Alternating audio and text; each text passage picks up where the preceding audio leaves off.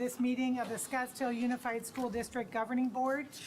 Today is Tuesday, August 16th. The time is 6 p.m. Board Member Beckman, can you please lead us in the Pledge of Allegiance?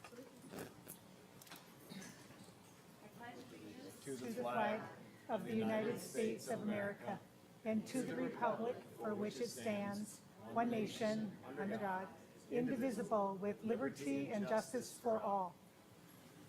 Thank you, Board Member Beckman. To start with a roll call vote to my far right. Zach Lindsay. Jan Michael Greenberg. Patty Beckman. And Julie Sinowski. 4 of the 5 board members are currently present. I note that Vice President Dr. Hartwells is on her way. She's been stuck in traffic. I'm going to quickly review. I'm going to ask for a motion to approve our agenda. So moved. Moved by Board Member Beckman. Is there a second? Second. And seconded. All in favor to approve the agenda, say aye. Aye. Motion to approve the agenda passes 4-0. Moving on to the next item on our agenda, and that is meeting decorum. I'd like to just quickly review this. Citizens attending and or participating in Scottsdale Unified School District meetings, either in person, virtually, or telephonically, are required to observe the same rules of order and decorum applicable to the members of the governing board and staff. Unauthorized remarks or demonstrations from members of the audience, yells, outbursts, and or disruptions are not permitted. Members of the public are not allowed to approach the dais at any time while the governing board meeting is in session without express permission from the governing board president. At this time, we move on to agenda item 3, student and staff recognitions and celebrations. Dr. Menzel. Well, good evening, President Sinowski and members of the governing board. We are excited that the school year is underway, and this evening we are not going to have any specific student and staff recognitions except for to express our appreciation for the excited learners that have come back to our classrooms, both students and staff. People are really happy to resume what really does feel like normal, and starting in September we will have coin presentations like we typically do to recognize students from across the district. That was brief. Thank you very much. Okay, we are going to move on to governing board reports. Governing board colleagues, any reports to give this evening? Okay, well then I will. I have a brief report. I am looking forward to our efforts to actualize our recently approved strategic plan. I know staff and community spent a lot of time dedicated to that process last year.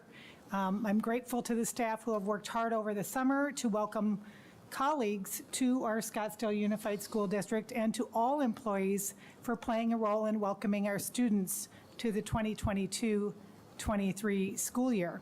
I will stand behind our vision and work towards our mission to inspire, motivate, empower all to think critically, act collaboratively, and embrace diversity for a life of intellectual exploration, community engagement, and personal growth.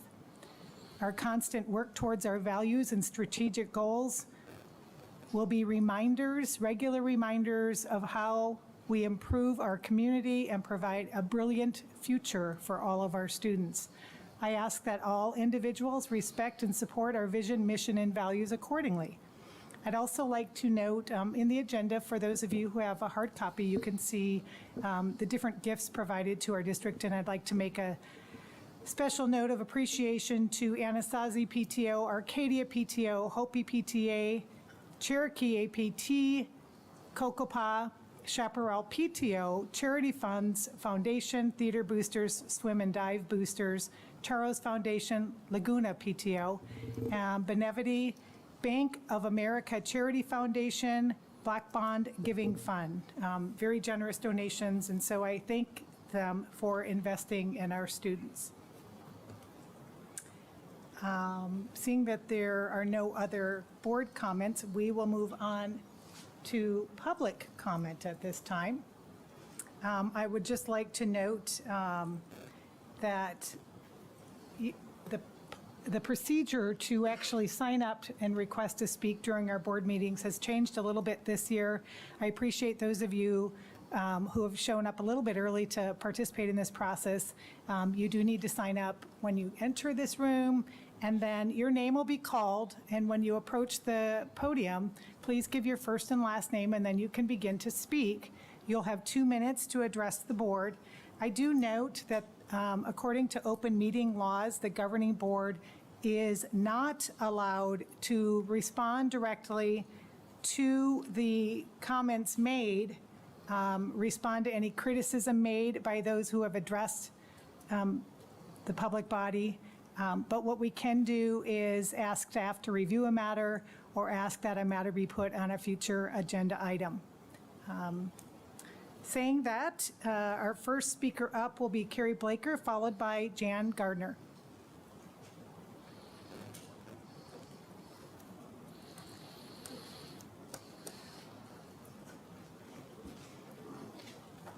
Good evening, Governing Board President Sinelski, Vice President Hartwell, board members Dr. Menzel, Gladys, and guests. My name is Carrie Blaker, and I'm the Education Support Professional, serving as the Scottsdale Support Professionals Association President. Last year was our first year back into meet and confer process, thanks to this governing board and leadership. In that year, SSPA brought into interspace negotiations our interests regarding the importance of security on our campuses. At that time, our request was to consider having our buildings that were open 12 months out of the year be staffed with full-time 12-month security positions for the safety of all students and staff that are still on our campuses during the summer. You already approved 6 of those positions. Our new Director of Safety and Security, Josh Friedman, has been advocating for his team. Thank you, Dr. Menzel and HR Director Amy Goff, for referring him to meet with the SSPA prior to this meeting. He did meet with SSPA regarding his interest, and it was brought up in our IBN. We are supporting tonight's agenda item to increase all security positions to 12 months immediately, and I bring forth to you tonight just a few of those ESPs that you will be impacting with your approval of their new calendar agreement. The relationships they build with our campuses and understanding the climate of the site is key to everyone's safety.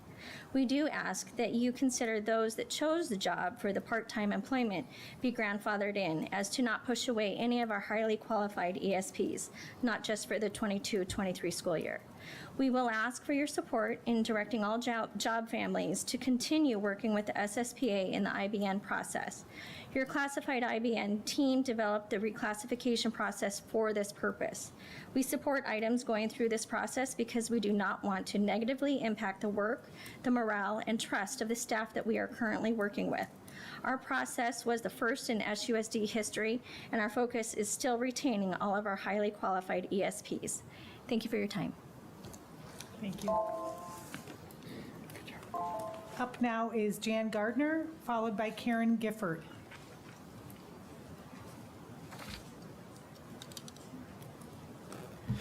Good evening, Dr. Menzel and the SUSD Governing Board members. My name is Jan Gardner, and I'm the Band and Orchestra Director at Arcadia High School. This is my 10th year in SUSD and my 31st year of teaching. I am here today to share my findings and stress the importance of a strong and healthy feeder program and its impact on the high school band and orchestra. Even though the Arcadia programs have earned many accolades and the students are inspired to reach high levels of performance, we continue to face many of the same pre-COVID challenges that have been longstanding prior to my arrival in 2013. This includes, but not limited to, high attrition rates at the elementary and middle school levels, grade and age skill readiness, lower than average percentages of students participating at the high school level, as well as schedule issues that displace or eliminate participation of many of our interested students. I believe this governing board is focused on supporting student success and is amenable to providing teachers with the opportunities to support great student learning experiences. So I am here to propose and request the board's support to review, analyze, and potentially alter the scope and sequence of music education as practiced by SUSD as it relates to traditional instrumental music performing ensembles, with a focus on innovative age and grade-appropriate opportunities that are structured for success and that yield a high level of student participation and achievement. A creation of this pilot would include the guidance and support of Fine Arts Director Michelle Irvin and all music education professionals within the Arcadia complex during several focused PD meetings to analyze the cause and effect of such a change, determining who and what programs would be impacted and what that impact could look like. The ultimate goal is to build exemplary student-focused band and orchestra programs with greater longevity through the high school level.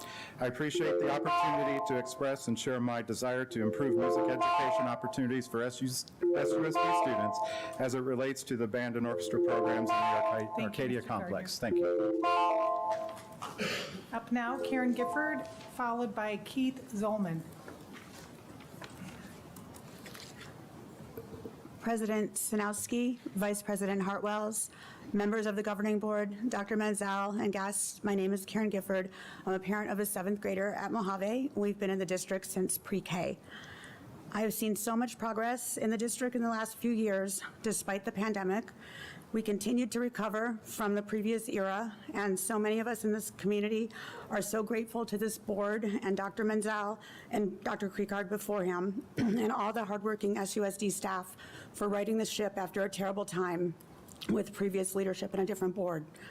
Tonight, excuse me, the Hanover survey is on the agenda. I encourage our leadership to heed the results of this study and use the data to improve our kids' well-being and achievement. The recommendations are solid, and I know the district is already working on the safety recommendation, which is Hanover's second recommendation, to reduce theft and bullying. Our district's strategic plan, one of the fantastic accomplishments of SUSD in recent years, is now being put into place.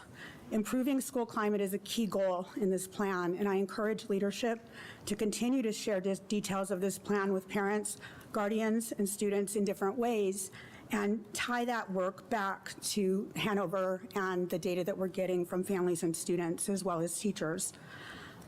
Clearly, from Hanover, staff, students, and parents have different perspectives. Hanover's first recommendation is to explore perceptions of SUSD direction and engage the community in decision-making. To me, the survey responses of parents and students, some of them seem to indicate that many do not see that they are participating in real decision-making with educators. When families are treated as partners and youth and family voice is heard and considered, students perform better and communities thrive. Thank you for your continued diligent work in this area. Thank you. And last up is Keith Zollman. Hi. Wait, both. I have height to contend with. Hi, my name's Keith Zollman. It's been a while since I've been before you guys, so it's nice to see everybody in person again. I came to talk about the Hopi Comprehensive Gifted Program. You know Dr. Menzel, you remember. So I have 2 kids at Hopi Elementary. They have both qualified into the CGP. One's a kindergartner. No, he's a 1st grader now. Crazy how that happens. The other is in 5th grade, so she's going out of it. And it turns out about a year ago, the parents of gifted children at Hopi got a letter signed by the old principal and the old director, coordinator, leader person of the gifted program that Hopi's gifted program was going to be phased out and eliminated and then sent over to Tavon, which is not a bad school, but the problem is that Hopi has had the gifted program for a very long time and has a lot of native gifted students within its boundaries already. And so there was some pushback when that letter initially came out, but then a second letter came in the spring, and then that made it kind of a done deal with Tamara's departure, Karen's departure. Just kind of was left hanging out on the table. We did have a meeting, Dr. Menzel and Dr. Karen, or Dodds Karen, right? She's a doc, yeah. In April, and so we had requested some information on that. We haven't heard anything during that time. I understand stuff happens. But I want to remind you guys about that, and I'm actually here to request that the board consider making this an agenda item or an investigation item or something like that, because I'm an architect and a contractor. All I do is think about space concerns and how to solve functional problems like this. And so I and many of the gifted other parents that I've been speaking with are interested in helping. We want to participate in figuring out a solution, because it's more than just space, it's more than teachers, it's lots of stuff. We want to help figure that out. So if you'll consider. Thank you very much. Thank you, Mr. Zollman. Because we cannot directly respond other than, I would like to ask you, Dr. Menzel, to ask the staff and yourself to consider addressing what was presented by our teacher, Jan Gardner, his ideas to increase the effective services provided to 6th through 12th grade students in music education. I see that as his recommendations even as supporting our strategic goals 1, 2, 3, and 5. So I'd like to put that forward. Any other comments from governing board members? All right, seeing none, we are going to move on to the superintendent's comments. Dr. Menzel. Well, thank you, President Sanowski, Vice President Hartwells, and members of the governing board. My report will also be brief tonight because I want to allow adequate time for the presentation of the Hanover Climate Study, and our guests who are presenting virtually are 3 hours ahead of us, and so I wanted to be sure that we respect their time. But first, as you know, we started the school year on August 3rd. We're into our third week of school. Of interest to everyone, but in particular Shannon Crozier, is how enrollment is looking. And as of our report this morning, the data poll that was sent to the state puts us very close to what our budgeted ADM is. That's very good news. So while we're down a few hundred in ADM, which is what we had expected, it's not 600 like had been the historical trend, and we're still doing our work to encourage students who are on wait list to come to school and those who have not yet reported to come to school. So we are hoping that that number will increase, but right now we're on track to meet what the budget projection was.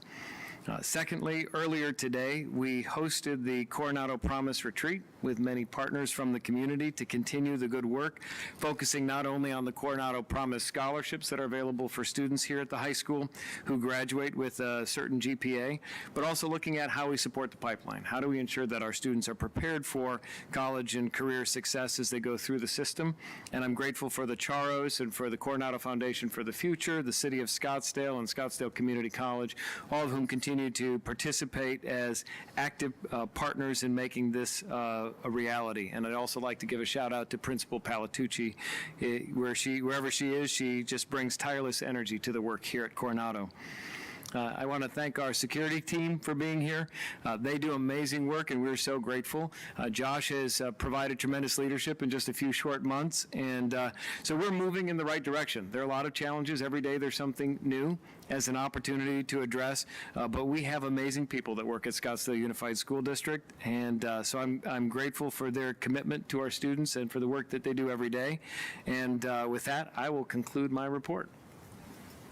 Thank you, Dr. Menzel. We will move on to the information discussion item, part of the agenda, and starting off with 7A, the Hanover Climate Survey Analysis. And Dr. Menzel, I believe you're taking the lead on this. And so as you know, in the past, in 2018 and 2019, the district conducted a Hanover climate survey. These were pre-pandemic numbers, and they were done in the fall of those 2 years. We did not do a survey after I got here. It was in the middle of the pandemic, and we opted to pause given all of the other things that were going on. But we did launch the same survey, essentially the same survey, as we did in the prior 2 years, because we thought it was important to have some pre- and post-pandemic information and feedback from our families. So tonight we have Mary Catherine and Amanda from Hanover to walk us through the findings of the survey, to talk about recommendations that they have, and then to answer any questions from the governing board. So if all is going according to plan, they are available on Teams, and we can turn it over to them. They're not on yet?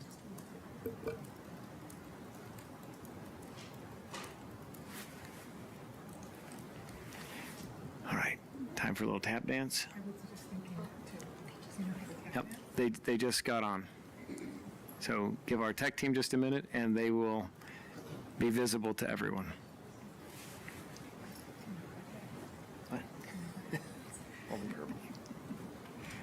Good evening. We can hear you. We're waiting for the tech team to make it so we can see you.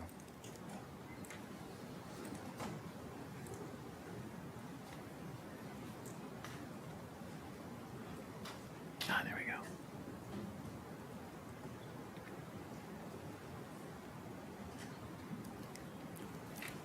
Hi, Mary Catherine. Can you see us? I can.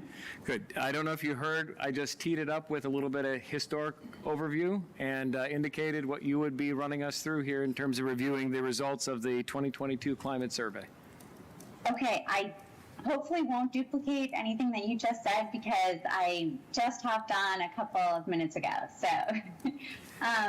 but I'm so happy to join the meeting this evening to be able to share a little bit about the key findings from this year's climate survey. I'm going to be focusing on some high-level key findings, the areas in which I feel we could have the most productive conversation, and those where we had recommendations for next steps or how to move forward.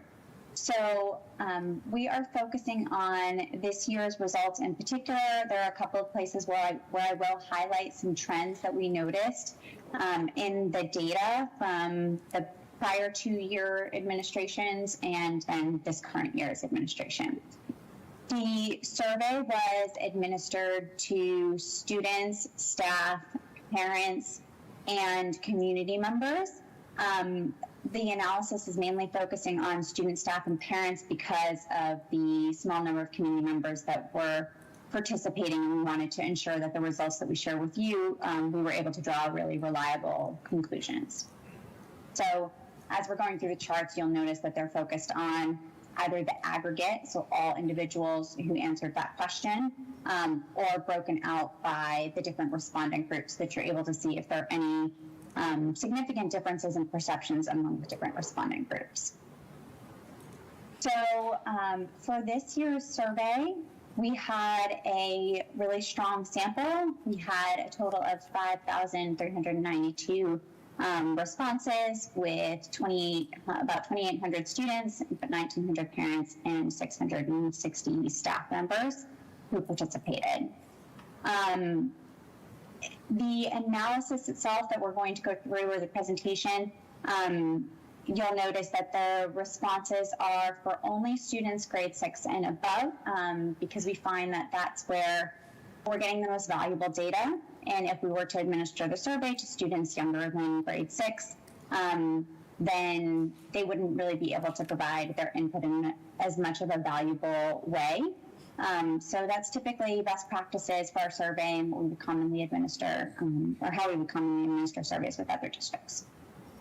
So am I able to share my screen now? You should be able to. Okay.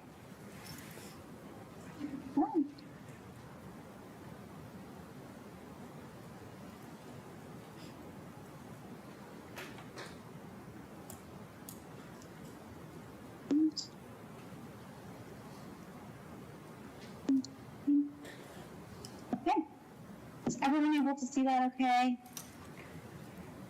If we can expand it Make it a little just a bigger? little bit, yes, a little small. Oh, Yeah, that helps. better? Yes. Okay, here. So I wanted to just make a quick note, as you're going through, or as we're going through, you'll see that there are these little A's and B's. That means that the data for one bar is significantly, statistically significant than the other, the data for the other bar. So that's, you'll see that as we're going through, and it's just highlighting that that data is statistically significant. So within this survey, we discussed, or we asked respondents to provide input on a lot of different areas. And those varying areas were looking at overall school climate,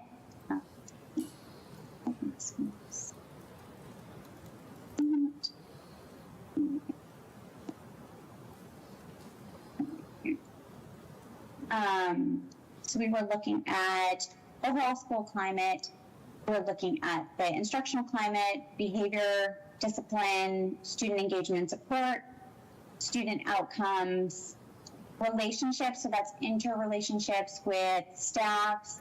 Can I stop for just a second? For some reason, Sure. it says content sharing has ended on our screens. I don't know if it shows that on yours. Oh, it does not. Let me try again. Yeah, it wasn't letting me move to the next slide, but let me see what just happened.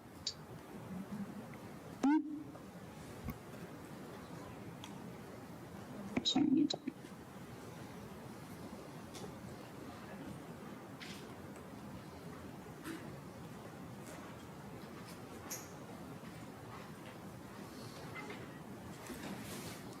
And if we can't get that, we have the presentation that you gave us, and you would just have to tell us when to advance, and we could do that as well.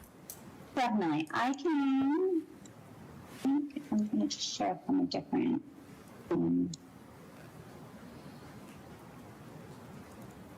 Is it working now? Yes, it's back. Perfect. Okay. So, and is it large enough on your screen? Yes, it is. Thank you. Perfect. Okay. So we were looking at emotional climate for students. We wanted to get a perception of how students were feeling, but also parents and staff. And the responses for emotional climate, and when I say school level here, what we mean is that these questions were focusing on the environment within the school. So the specific wording of the question wasn't asking about the district overall. There are some questions that do ask about the district, and we'll get to that in a little bit. But looking at the school level, so just meaning how do you feel about your school, respondents were generally very, very positive, with at least half expressing agreement that they feel welcome, feel like they belong, or are proud to attend the school. When we look at those responses by different groups, so when we look at different parent, student, and staff responses, we notice that students do have significantly different responses in that they feel less positive or they express less agreement. So that's a trend that we actually noticed throughout the survey, that students are feeling less positive and expressing less agreement. So I wanted to highlight that now. But we did see that students are feeling less welcome, feeling like they belong, or proud to attend. And particularly, they're saying that only 33% agree that they like school. What you'll also notice as we go through, something we commonly see when we administer surveys across different districts, is that the responses for staff related to anything about their students or anything that they may be impacting, they're going to potentially have a more positive perception because they understand that that may reflect on them. And so we do notice that the responses for staff tend to be a little bit inflated when we're asking about their students or how successful they are in working with their students. And then looking here, breaking out those responses for building safety as well, generally very positive, but when we look at those students, they are feeling less positive, particularly with regard to the school building not having issues with violence or theft. So students are feeling like there is more of an issue than staff or parents are saying. So when we look at personal safety, students are noting that potential concern with violence or theft, and only 43% are saying that the school does not have any issues with violence or theft. When we look in the aggregate here at students, parents, and school staff, understanding whether they feel safe going to and from school and safe at school-sponsored events, we do see more positive responses in the aggregate, and then when we break that out, we see less positive from students saying that they feel safe. Still generally positive here in terms of feeling safe at school and safe going to and from school. The physical environment of the school, this one is an interesting one, but the respondents generally feel that the environment is well maintained and clean and does support learning. But some respondents are saying that the bathrooms aren't clean and that there are that there might not be those clean common spaces. So one area that we did want to note there, but in general, very positive in terms of the physical environment of the school being able to support learning. So looking here at the breakout by respondent group, again, this is where I was noting that particularly students are saying that they don't agree that their school has clean bathrooms or has those clean common spaces or is well maintained. Those three in particular are ones that we wanted to highlight.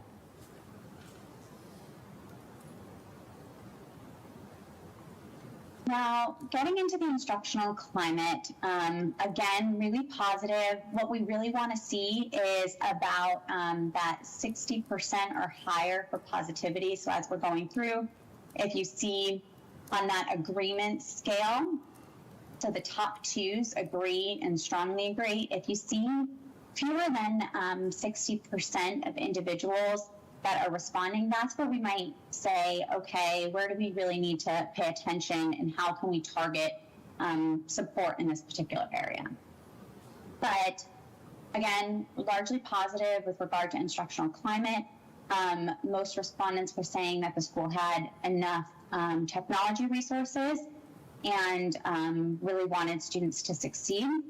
The couple of areas for potential improvement were related to a well-rounded curriculum and setting high expectations for students and adequately challenging advanced students. Now, looking at that, like I said, still positives. We have above that 60% there. When we break that out, we're seeing the same trend throughout the rest of the data that students are expressing less agreement than staff and parents with regard to setting high expectations for student achievement and adequately challenging advanced students, providing a well-rounded curriculum. So some of those areas we just touched on. For the instructional climate, this is that inflated staff response that I just mentioned, where respondents are responding about teachers. So they're expressing agreement about how teachers are performing. And are teachers expecting students to do their best in school? Do they want students to succeed, et cetera? And when we look at the staff responses here, we see really, really high percentages because they're rating themselves on their performance. So something to note here, we do tend to see those higher responses from staff.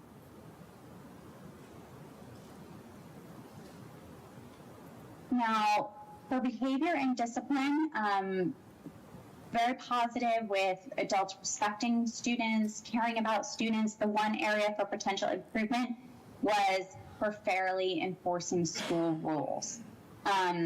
So taking a look at that, looking at how the rules are being enforced, whether they're consistent and fair for all students, that's something that was definitely notable when we broke that out by respondent group, seeing that those responses for parents were significantly different than what staff and students, so the ones in the school building, were seeing here. So for fairly enforcing the rules, paying a little bit more attention to those student and staff responses that are significantly different than the parent.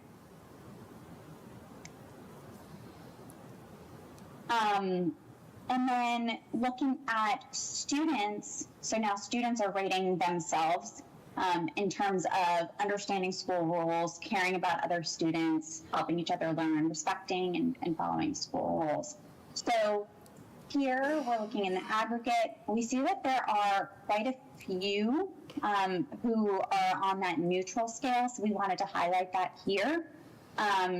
And that's why you have the full scale view instead of just those top two responses. But we have a lot that said, I neither agree nor disagree that students understand school rules. So there might be a little bit of room for improvement in just understanding and determining why is there so much ambivalence or misunderstanding or lack of understanding with regard to some of these areas. For bullying and harassment, this is one area that we noted. This was only shown to students grades 7 and above because of the nature of the question. There are certain questions based on the content that we feel like research indicates are more appropriate for an older audience. So for this one in particular, I have been, so staff, parents, and students are responding, but parents are responding for their child. So parents would say that their child has been verbally harassed by students at school, whereas staff and students are responding about themselves. So taking a look at that, we see that significantly more students are indicating that they've been verbally harassed at school or physically threatened by students at school than staff members are saying.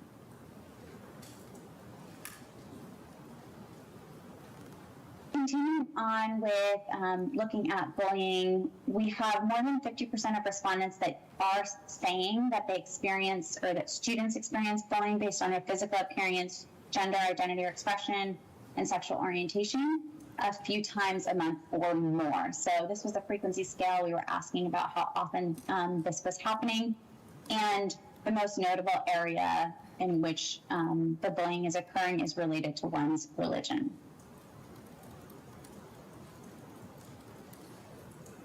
I want to spend some time focusing on student engagement and support, and first looking at support services. So many respondents are saying that schools are providing sufficient support for students' needs, that their schools providing those resources. However, we are seeing some significant differences across groups, so students, parents, and staff again, in that, for example, here students are saying that they aren't having enough support for their mental health and well-being. So that's one in particular, looking at mental health and well-being and understanding what it is that the district can do to promote the mental health and well-being of students and ensure that they feel supported.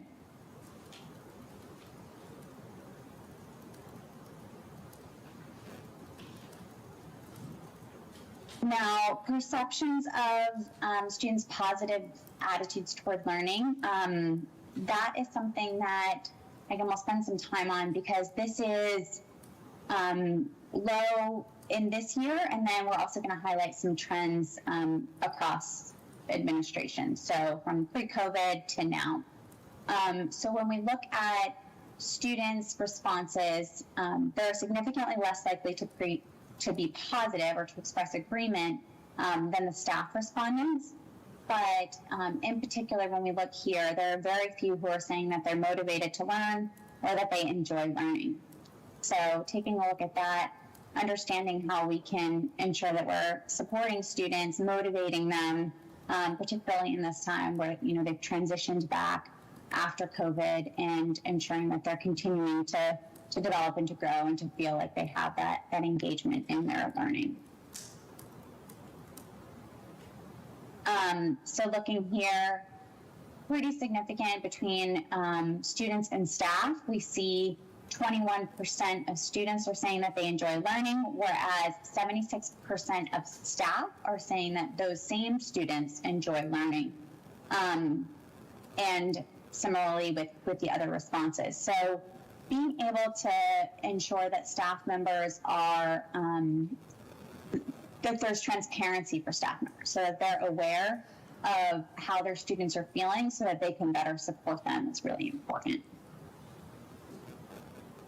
So breaking that down, and this is where I was noting that we do touch on some of those longitudinal trends year over year. So prior to COVID, so 2018, 19, 19, 20, we administered the survey for 2 years. We had pretty static results in that the results weren't overwhelmingly positive, but we are seeing a drop in this current year, and that students are feeling less positive about school, expressing less agreement about things like motivation. So this is really insightful data here, taking a look at that that shift where it was previously a plateau in the responses we want to draw our attention to the current year and why there was potentially that shift. And then similarly, with most students at my school, we're looking at year-over-year data here. We're seeing same trend in that responses are less positive for enjoying learning, motivated to learn, work hard, etc.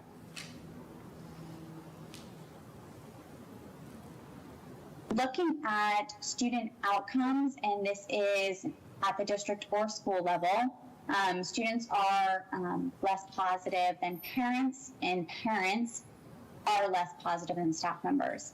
So when we look at students and their level of agreement for their district, and particularly the ability to collaborate with others, that is lower than what we see for the parent and staff members.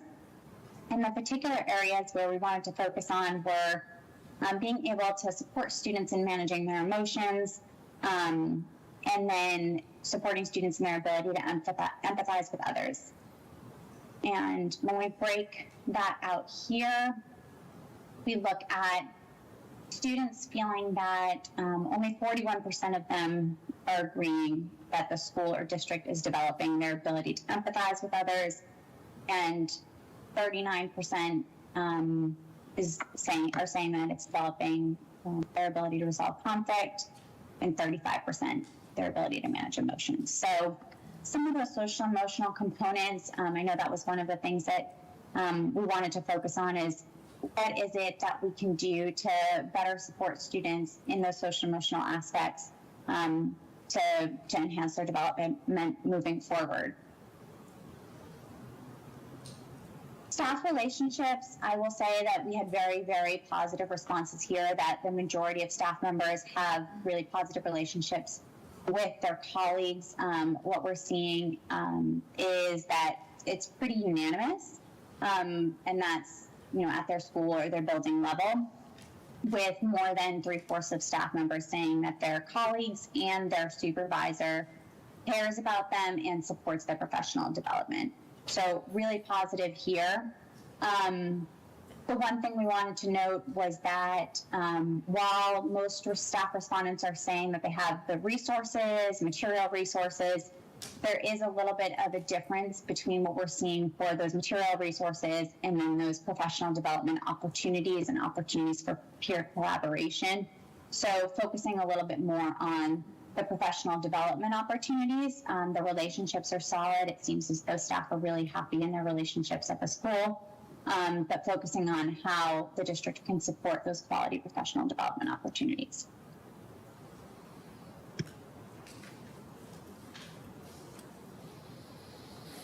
For parent engagement, we're going to show the difference between the engagement at the district level and the engagement at the school level. So when we look here, we see that when we look at the district level and effectively communicating with parents, 68% of parents are saying that the district effectively communicates, and then 58% are saying that the district is transparent with parents about decision making.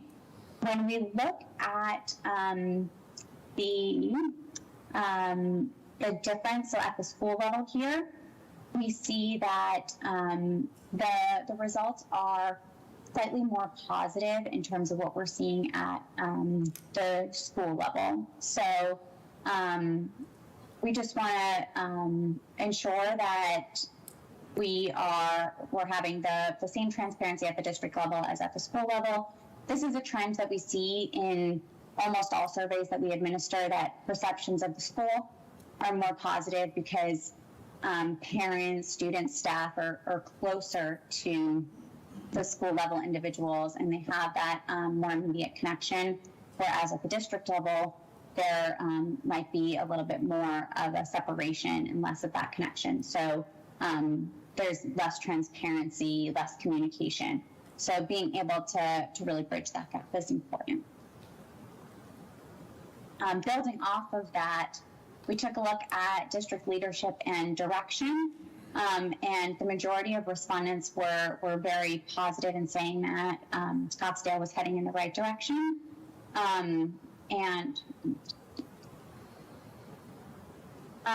So looking at the specific, here we go, that the district is moving in the right direction. Positive here. We saw less positive perceptions from parents though. So just noting that parents may not be negative in this particular response because they feel that the district is moving in the wrong direction, but it could also be connected to that lack of communication and lack of transparency and not having the awareness of where the district is headed. So I think that that's an important thing to note there. Just jumping back here. Touching on that responsiveness to school level issues and financial management, I think this is also related in the sense that school staff, district staff, parents, they're saying that the district leadership may not be in tune with school level issues or concerns, or may not be managing the district budget responsibly. Now, is that because district leadership is not doing that, or is it because there's a lack of communication or a lack of transparency on what the district leaders are aware of? So being able to just increase that engagement and increase transparency would really be helpful for some of these areas here. Breaking that same question out, looking at communicating a vision, making decisions that support student learning, managing the district budget responsibly, and then being in tune with school level issues or concerns. We have here the full scale view, and the reason that this one is so important is, again, to that point that I touched on earlier, in that there's a pretty significant percentage of individuals who neither agree nor disagree. So this is the neutral response that we see. And that gets to that same point of, if respondents are neutral, is it because they're just not aware of whether the district leaders are making decisions that support student learning? And is that why they're selecting neither agree nor disagree? Or similarly, the significant number of parents here that are saying that they neither agree nor disagree that the district leaders manage the budget responsibly, that's likely because they're not aware of exactly how the budget is being managed. So again, increasing that transparency, and then potentially, getting a little bit more insight from these individuals who responded here on what they meant by that could be really useful. Looking at particularly staffing, so the district attracting and retaining high quality teachers and staff, positive about attracting and retaining teachers, but we're seeing less positive results about attracting staff members and retaining staff members from those diverse backgrounds.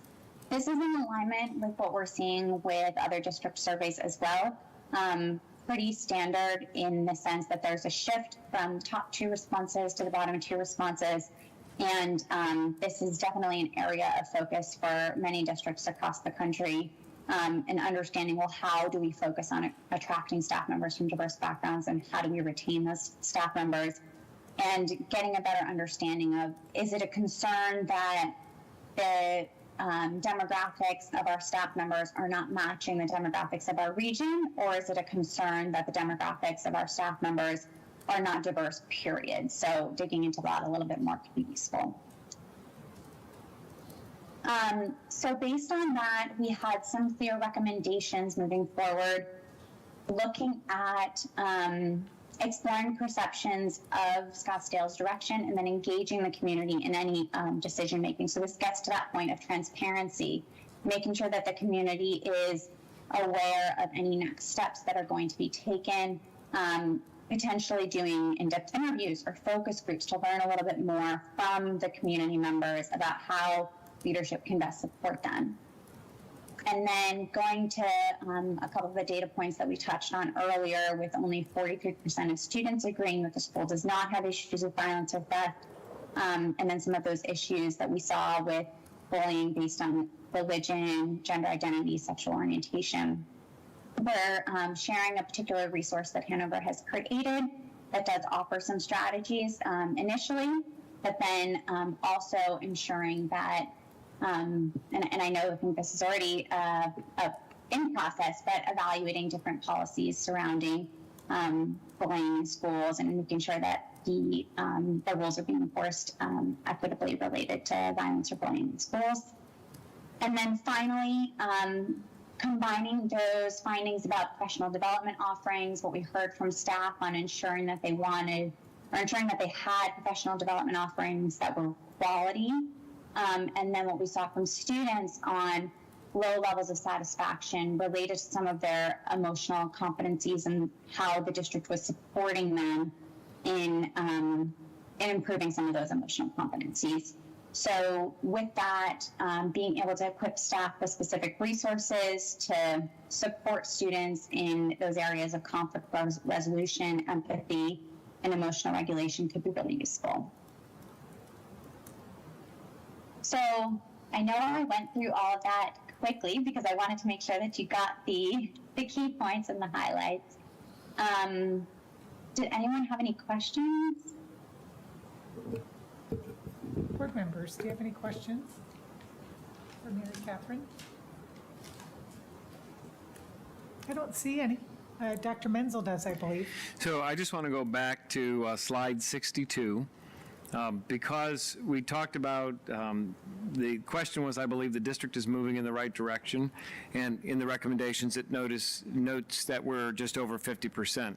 But if you look at all of the data points, there are 8% that strongly disagree and 12% that disagree. So 20% of the survey respondents don't agree that we're moving in the right direction. There is a middle component of 24% that's neutral or doesn't have a strong opinion. So when you look at it in terms of the totality of the information, I don't see that one as a negative. I see that as more people supporting the direction we're heading. We do have opportunities for improvement, but I think it was important to point out we don't have 50% of the survey respondents saying we're going in the wrong direction. That's 20%, and only 8 feel strongly disagree. Thank you, Dr. Menzel, for that clarification. Any other comments? But I can't hear right now. It's very faint. That's all right. I think we covered it, Mary Catherine. Thank you. Ready to move on? So with that, thank you for your time tonight. I know it's late back in the East Coast, so appreciate you being available to do the presentation for us this evening. Great. Well, enjoy the rest of your evening. Thank you. Thank you. We will move on to information discussion item 7B, discussion of Arizona School Boards Association ASBA proposed 2023 political agenda. And that will be led by Vice President Dr. Hart Wells, who is our board representative for Arizona School Board Association this year. And thank you, President Sanowski. I believe Jonathan's going to put the document on the screen for all of us to take a look at. So as the delegate, I wish I could say I have more than what the document says before us, but I don't. So I think the document at this point is going to have to speak for itself. That's not, there we go. There we go. If maybe back up one, there we go. Thank you, Jonathan. All right, so you're looking at the red line. So the red line are the changes from what was approved last year in the political agenda, and we can just kind of slow walk through that to give folks an opportunity to take a look and digest what's in red. A lot of this appears to be editorial kind of tightening up of language. Some of the more material things, this unsurprising number 3 here that's been added, addressing the aggregate expenditure limit that's in the Constitution, the state Constitution, to refer that to the voters to weigh in on the appropriateness of a stale cap on district spending that is specific only to district schools. Jonathan, can we advance the next page, please? And then here you'll see again a little tightening up of language in terms of the preserve and strengthen local control. We've added a kind of finessing sentence as well. And again, I've not been given anything other than this document to share with you. So what I'm hoping to do is, once we go through this, is just hear from you what you would like to take me to take back to the delegation in September, when the delegation meets to vote on this agenda. And we could advance one more page. We're coming near the end here. And a lot of discussion on the CTE and the CTEDs. And then the last page, I believe the last page, this is probably the more, oh wait, this is not the last page, I'm sorry. There is some material changes in the rural and remote schools provisions, which I don't believe directly impact us. And then the last page is the security, safety and security, where there are calls to action to address the increased violence and self-harm, so social, emotional, mental wellness, and then increased gun violence directed to school-age children. And as you may know, the New England Journal of Medicine reported that last year, as of last year, firearm injury is the leading cause of death among adolescents. So with that, I'm happy to, I can write down your questions and convey those back to the delegation. Board Member Beckman? I don't really have any questions at the time. I think it's pretty straightforward. I wanted to make note that I do really appreciate item 1.12, the clarity around providing full-time funding for preschool programs in the K-12 funding formula. I think that's really significant and needed to be noted. But other than that, questions in general, no. I think it's, Okay. the changes are fairly straightforward. Thank you, Board Member Beckman. And agreed, I read that as a clarification, but an important one. Great. And to make note, this particular document is created by representatives from all school boards throughout our state that participate in Arizona School Board Association. Any other questions for Dr. Hartwells? No. Thank you. Thank you, President Seeing that Sinowski. there are none, we're going to move on then to Superintendent Performance-Based Pay Plan. State statute does require the board to identify performance-based pay for our superintendent. The top priority for the superintendent is to improve student achievement. ARS 15-341 39 outlines 4 board areas for consideration, but also authorizes the governing board to adopt an alternative procedure at a public meeting called for this purpose. The contract of the superintendent provides for performance pay of up to 20% of the base pay salary amount and requires a board meeting with the board and superintendent to develop the performance pay plan by August 31st, 2022, and each subsequent year of the contract. So we are here in this kind of awkward setting, the way we're set up physically, as well as having a clear audience to listen to our discussion about this. It's important for the public to know that we highly value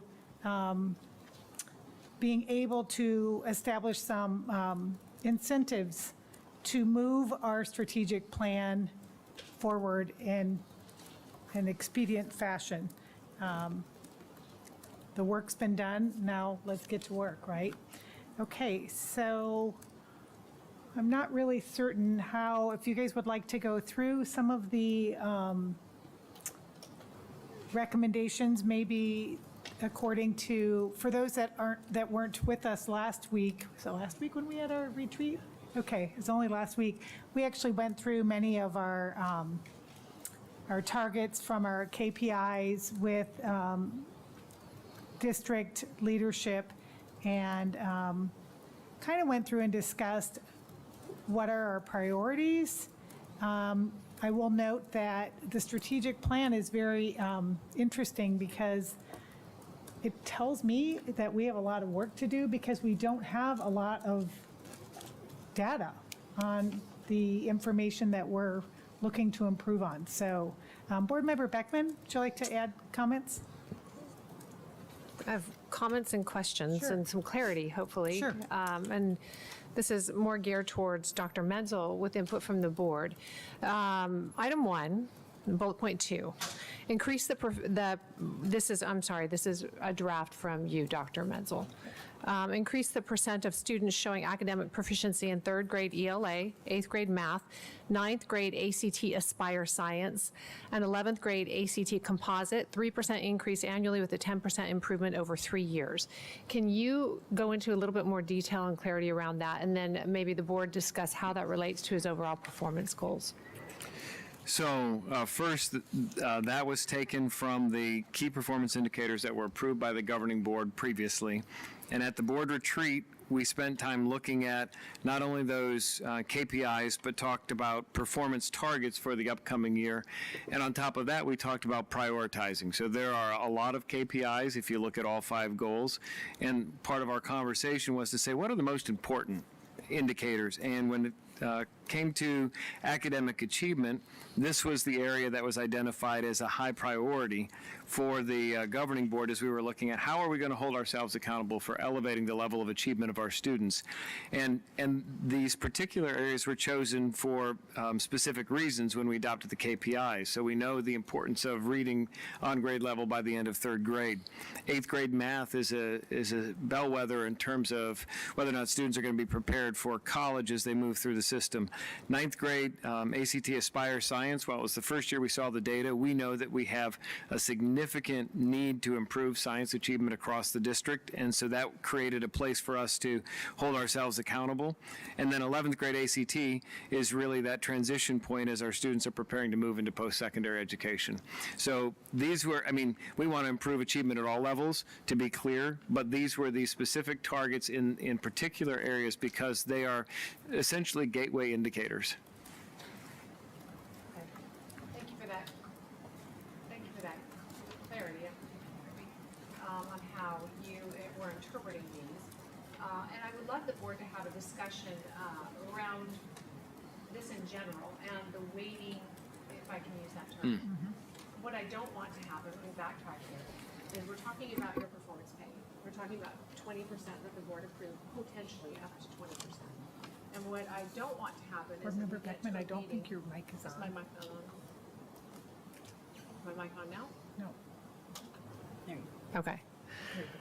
So again, thank you for the clarity on how you interpret these. And I would love the board to have further discussion on these in general, not necessarily agreeing or not agreeing, but just further discussion. And then secondly, how they relate to your potential performance pay. Because what I want to have full understanding, and I don't think we're waiting, that's not necessarily the right term, is when you achieve or don't achieve certain metrics, how are we awarding or not awarding? And what will how are we going to calculate it? Meaning, if you achieve part of this, if you don't achieve part of this, if we, where are we as a board kind of setting, digging in and saying this is what has to happen for him to achieve, or to earn 5% or 10% or the full 20%. Board Member Greenberg. I think that's a really good question. The way I kind of view it is almost like a complete performance, substantial performance, partial, and incomplete.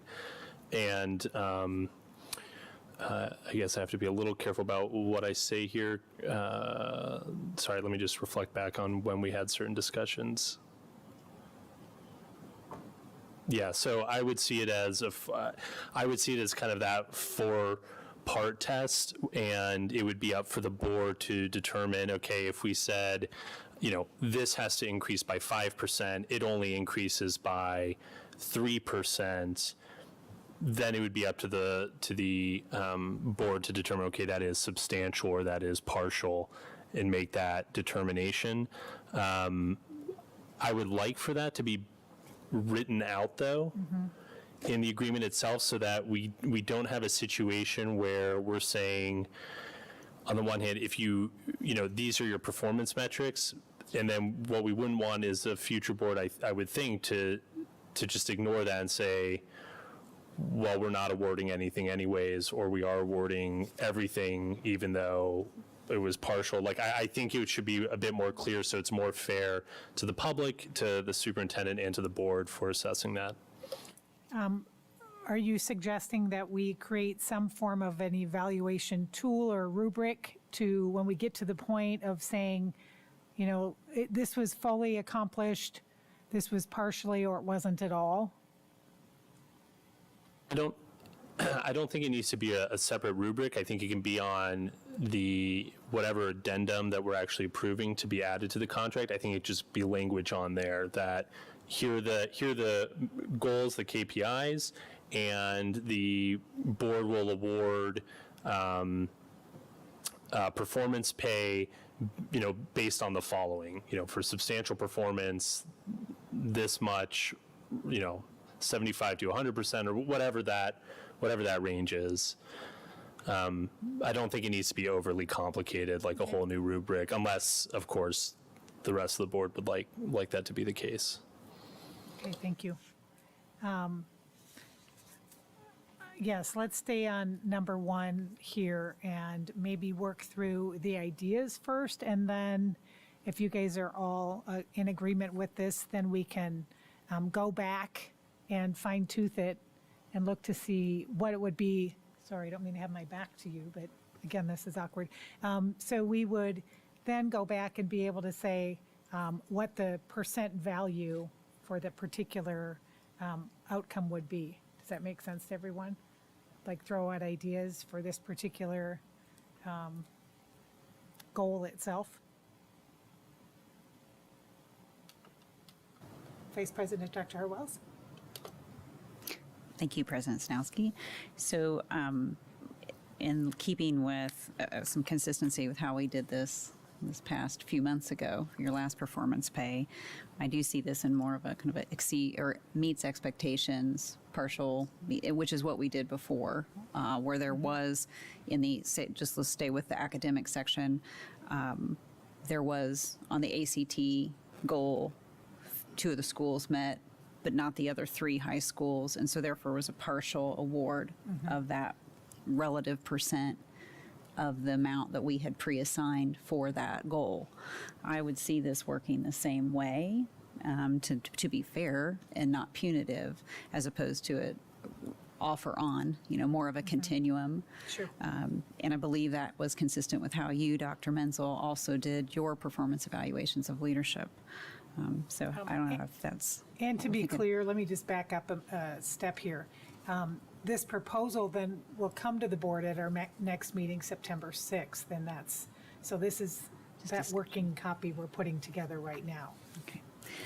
I just want to also add on the, and I had shared this with Dr. Benson and Dr. Menzel, the National Academy of Sciences 2007 seminal report on the gathering storm is what it's referred to generally, that mapped out aggressive policy recommendations and a call to action to improve science and engineering education, K through 12 across the country, did map out a pace of approximately 3% a year over 4 years, or over 3 years rather, on a number of these similar types of academic benchmarks. And I shared that because I think that that was good guidance, that these are not arbitrary paces.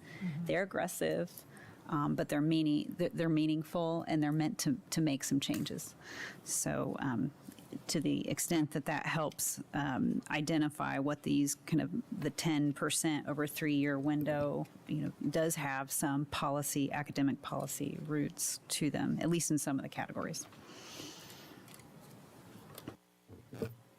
Thank you, Dr. Hartwells. I would also like to add in this particular section of increasing student achievement and performance that Dr. Menzel, as part of this, be directed to create a path to support our strategic plan and our goals of cultivating critical and creative thinking by awarding that license for for academic innovation. That was presented, an example of that in my mind was presented to us by one of our teachers tonight, academic innovation. reevaluating the instructional planning guide that is truly geared toward a future-focused learning for all of our pre-K through 12 students. I think that is going to be the big push of that path that you create. I believe this must be very intentional and must have direct teacher input. The planning guide, we've talked about this as a governing board in the past. That planning guide should represent that's the student planning guide where students select their classes, by the way. The planning guide should look like that future and that we want our students to have, and also reflect the future that the teachers aim for the students to have.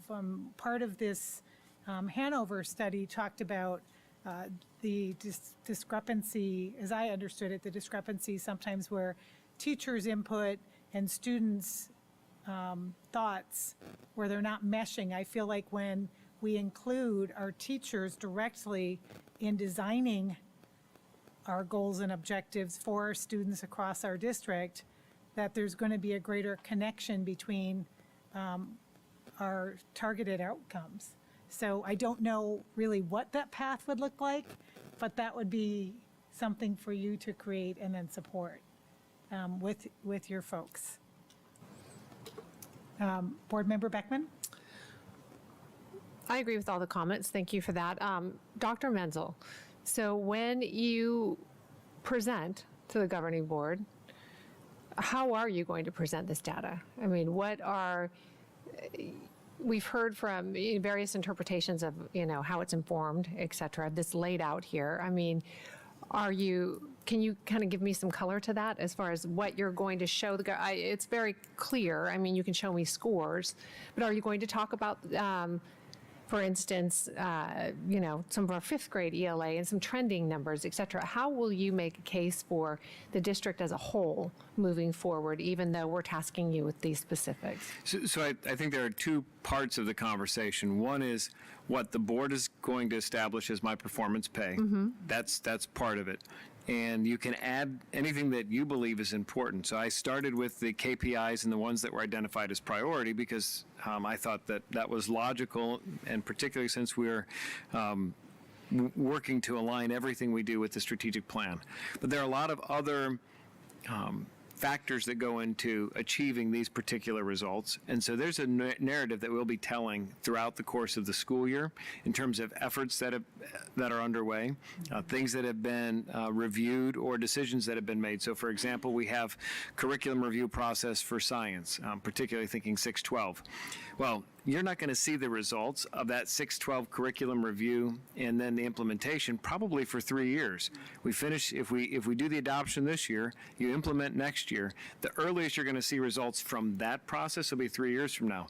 But that doesn't mean that we won't be focusing on science instruction and working to improve these scores for our students. And so it's kind of telling the story. Here's where we are. Here are the areas of focus. We're going to work to strengthen instructional practices at all levels. We'll also be able to identify, because of the data dashboard we have, where we have bright spots that were unanticipated that could be replicated, where we have particular concerns, and moving more quickly to address where those concerns are. So if we have a classroom or students that are getting off track, we will have the ability with the data, both at the student level, classroom, building, and district, to identify, what's working well, where classes or groups of students on track or off track, and then with Dr. Benson and her team, provide the support for our principals and our teachers to address any areas of concern, and just as importantly, I think, support areas of success. We have tremendous professionals, and we don't have to reinvent the wheel. If we've got people who are hitting it out of the park, let's find out what they're doing and replicate that. Let's provide support for those best practices and expanding those across our campuses. Thank you. Vice President Dr. Harwells. Thank you, President Snowski, and thank you for the comments. And I'll just to support what you said. The way I view this is there's the full scope of moving the needle is going to be framework changes at every grade level. So these numbers, I mean, we really can't realistically have a KPI, an academic KPI, K through 12 for you on every grade level. So you, though, are not going to, the district will not make these improvements without material framework changes that underpin being able to move the needle as represented by these select data points that are outward facing to the community, outward facing to parents making decisions about whether to enroll in this district or not. So I don't think that sitting down on these handful of metrics, and I appreciate the comments that have come in that, my grade level is not represented here. I get that. But there's nothing to say that you can't come up with a data dashboard that absolutely represents every grade level, and maybe you could and should. That will be up to you and the site administrations, the different buildings, the teachers in these areas of how best to move the needle. So that's how I'm looking at this, that these are outward facing, and to be honest, this is what people in the community and our parents or potential prospective parents are looking at to evaluate, academic achievement. So thank you for appreciating that, and I appreciate that you appreciate that, because that is what it's going to take. Board Member Greenberg? I would like to note that one of our community members did send us a lot of information from LAUSD, which recently did its strategic plan and metrics. And I did take the time to review them. But I think that they speak to this exact question about metrics at every level, because if you look at their specific goals, most of them are very grade level specific, and there aren't a million of them because we simply can't track every possible thing, and our systems that we have in place do not have examinations at every grade level or at posted grade levels, end of elementary school, end of middle school. So we do have to operate within a system there. And for example, literacy being one of their goals at LAUSD, in order to build a strong foundation for literacy, move third grade students on average 30 points closer to proficiency on smarter balanced assessment English language arts literacy from 2022 to 2026. So very targeted, third grade, that's where that assessment in the state of California is given. That's how that's measured. And I think I guess what I'm trying to get at is we are not doing something that is abnormal by setting these types of goals. They are in line with what other states and other cities are doing. But it does raise the question about, just as a side note, it does raise the question about assessments where no state assessment exists and what our ability is there. As we read in Mark Tucker's book, there are many countries that do assessments, and we heard a comment about how to revamp music education, and many other countries do have assessment standards and goals for music education, and maybe looking at some of those items in the future as a side note to this, that could be something we implement and bring to this district, even if the state does not implement that. Right. Board Member Beckman? Thank you. And that is kind of what I was leading to, is I know we've identified these very specific targeted areas. We had to. We can't just say, here it is, go after it, even though we'd love every level to be pushed forward. But there's going to be very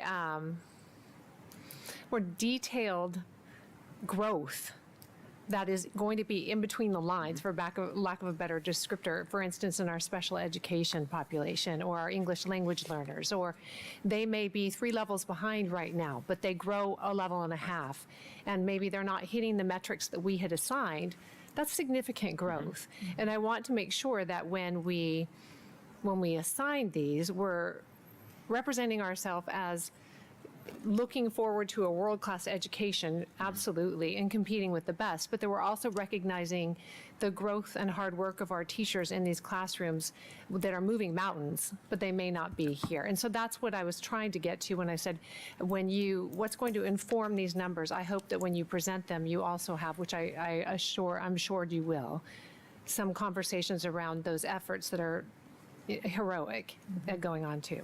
Thanks. I think that's a really important point. When you, and I made the note, and actually if you look at the KPIs, we do talk about disaggregating the data by subgroups.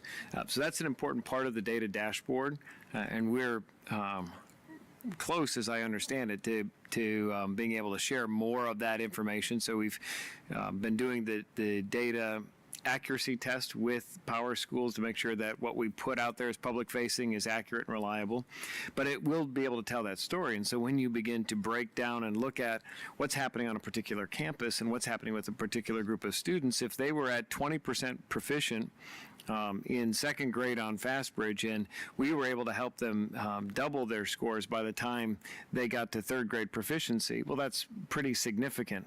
So it's about knowing where students start, tracking the growth over time, but holding ourselves accountable in the aggregate for achieving those higher levels, because none of us are happy with students who, if you look at math, our math scores, particularly as you get to middle school and high school, are just not acceptable. So we're not going to settle for something less than, but we're also going to recognize that students start where they start. And so what teachers are doing is moving them from where they are and accelerating their learning trajectory if they're behind where we would anticipate them being. So I do think there's something to celebrate there. But from a performance pay perspective, I think you're setting these more fixed targets because we're elevating the bar. So we can celebrate growth, but the performance pay is tied to actual achievement. Dr. Menzel, you've mentioned in the past, celebrating what's working. There's evidence of certain issues and certain things we can control in the education environment. Attendance is tough. I know our state actually even records that and sometimes suggests that should be a part of a goal for a district. Same thing with graduation rates. But when we look at, what we really can control, what's working, we can look at class size, we can look at student engagement. This was talked about in the Hanover, the way that kids feel and how excited they are for learning. That's about presenting and preparing and giving this highly engaging curriculum. That takes student input, that takes the teacher input directly. And so I'm thinking about this, the things that we can control class size.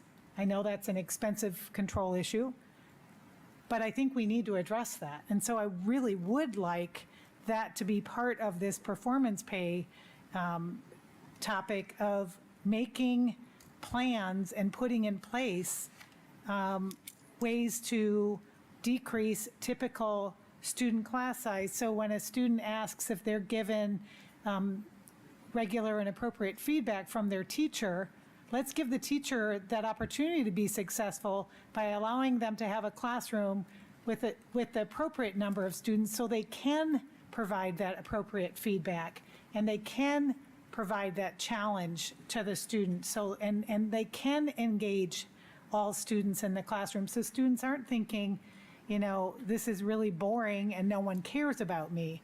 So I think class size would be, I can say that's an easy identifier, but I know it's a tough lift to address. So I'd like that to be part of this process of identifying and putting in place ways to decrease class size. I think that will help improve student access and staff engagement in the learning environment. Vice President Dr. Harwells. Thank you, President Stanowski. I have a question about your request. Is the request to include not in the goal performance pay expressly, but rather in the calculus of developing or reassessing, realigning frameworks, operational frameworks to get to these academic achievement growth goals and meet the bar, or? I see that is, or if you're asking me. I am, yeah. I see that it is because we can't wish things are going to happen without making, building the house from the bottom up.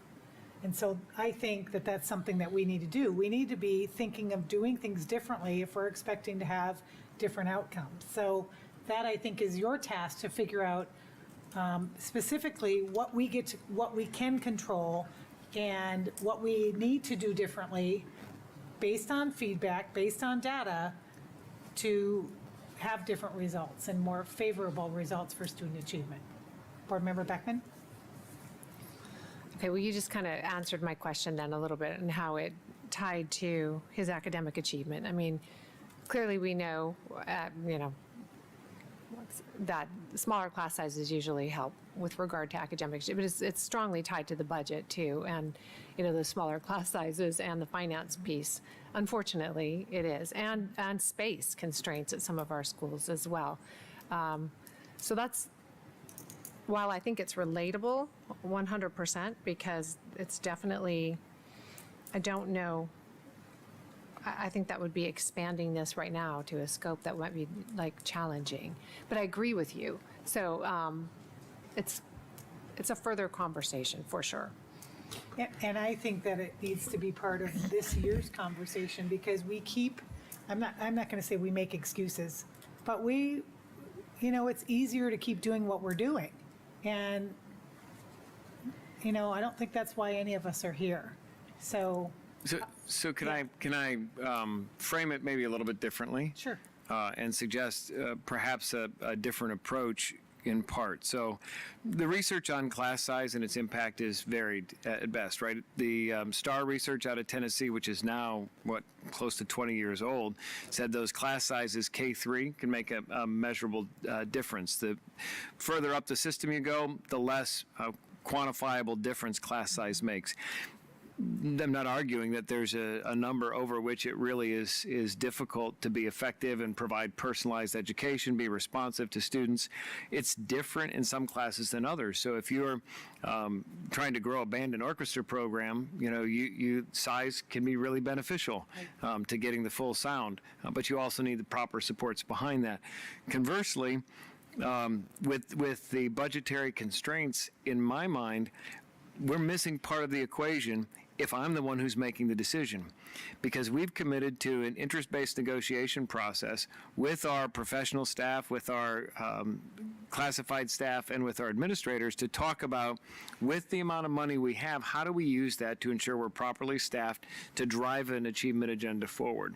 And so if the question is, we want to lower class sizes, and if that's an interest of our certified staff, that's going to come to the fore. And with the dollars we have, we can make those determinations. Obviously, some constraints on facilities and other things. On the flip side, if their interests are different and they're not pushing for that, the board could still make that decision, could still direct me in that way, but it would fall outside of that IBN process. And I've been trying really hard to honor that collaborative, how do we drive achievement forward? How do we do that collectively? And we all recognize that in this state, the level of funding to support public education is in the bottom tier of all states in the nation, but we'll goal number 5 is where I would see part of this, optimizing the resources we do have. So let's be accountable for what we do have. Let's make sure that we're spending it in the best way possible. And for me, it's really about, I think class size has to be part of the conversation. So I will agree that we need to have the discussion. I think it needs to be done in the context of the overall picture and through the IBN process so that you have buy-in at all levels of the system. Thank you, Dr. Menzel. Something that you mentioned I would like for us to focus on. I was like, let's focus on K3 class size. Mm-hmm. Yeah. That to me Right. is, building the house for the child, that's a foundational level. That makes sense. Okay. Thank you. Yeah. Other questions, comments on this one? About increasing student achievement or increasing academic excellence. Yeah, Board Member Dr. Hartwells. Thank you. So a clarification on the, Dr. Menzel, you indicated that you saw the class size. I think what we're talking about here is ratios, teacher to student, right? It fitting more appropriately into the optimized resources goal Yeah. in those discussions so that it parallels and honors the commitment to the IBN process. Is that Yes. correct? I just want to clarify that I understood that. Do you see, since we're here to talk about performance pay goals and goals, I guess I'm not seeing how that's going to be a performance pay goal, given there are other parameters and other factors that have to be in play. You're not in direct control over that particular outcome. And so I think to that point, the performance pay goals need to be tight and measurable. There can be other goals aligned with our strategic plan that the governing board identifies as a part of my overall review process. And so we should differentiate between those so that there's clarity. So there are some things that might be measures toward our ultimate goal, but will take multiple years to get to and that are not as easily quantifiable, but are important for the board. We should identify and document those and review those. And I think there's a process within our the board established evaluation tool to be able to do that. I think that's separate from the performance pay goals, which should really be more measurable and focused on the KPIs. Agreed. Thank you. And we're here to do both tonight, right? Well, according to we need to get both done. The contract provision said we're going to have this discussion about performance-based pay by August 31st. So that's what we have to get done tonight. Is that conversation which we're having? Yes. Board Member Greenberg. Yeah, with that, I would agree with Vice President Hartwells and Superintendent Menzel that we should keep this narrow and focused on these measurables for tonight. And I think I think the ones that are presented here are very strong. My only concerns are really the ones that don't have a measurable right now, and the measurable can be in a KPI, identify and establish. Right. For the following, so that we can say, okay, we have identified the target data this year. We've finally figured out a way of collecting it, and so for the next year. But so that would be my only comment. That broadly, I agree with all these. There's a clear focus on academic achievement here. The sub goals and sub measures that all of your staff and below identify for themselves to help us get there. Those, the steps in moderation all the way down or bottoms up is for the administration and the principals and the teachers and all of our different staff to develop for themselves. But I would say that if you came back to me next year, but you won't be coming back to me next year, but if you were coming back to me next year and said, we've increased the number of students testing college ready on the ACT inspired by 3% or 2.5% or whatever, but we've increased that figure and we've increased the number of students in third grade testing proficient in ELA by 3% or 4%, I would be very happy with that. I think that shows step-by-step improvement, and I think that I would hope our community would be happy with that as well. And no doubt the issues of class size, the issues of compensation, career ladder, the issues of revamping music education, which is so important for supporting skills in math and English literacy, all of those changes lead to these results. Vice President Dr. Hartwells. Thank you. And actually, Board Member Greenberg, you reminded me to just clarify for the community and those watching that the 11th grade ACT composite, where it's then the parenthetical 3% increase annually with a 10% improvement over 3 years, with respect to the ACT composite, that refers to 10 percentile points, which is a little different than 10%. So that would move the needle. Currently, we have a district average composite at 20.7. That would mean move to 23. That's 10 percentile points on the ACT score. So just, not 10 points. Thanks for that clarification. The actual So the score itself is what we're talking about. Yes. Yeah, that's fine. I still think that that's very impressive improvement. What about the increase in CTE program completers and industry certifications, which was put forward? Yeah, I think that's one of those based on what was said here, and Vice President Harwell, correct me if I'm wrong, that might be one of the ones that we have to set as collect data and establish goal. Agreed, yes, I think that. Yep. And maybe Dr. Benson, we had that conversation at the retreat, and I think that's where we were, just given the kind of infancy of this particular metric. Sounds good. Are we ready to move on to 2, improve culture and climate? See? All right, listed here, increase attendance for students. Actually, I already kind of talked about that, didn't I? That's a tough one. It is. We, in the group that discussed that, in part, if you look at pre-pandemic attendance rates, they were higher than our 92.37%. So we figure we should be able to recover, and then some. So as I've heard many times, you can have the best teachers in the world. If kids are missing 10% of their educational experience, they're not going to have the benefit of those really great teachers.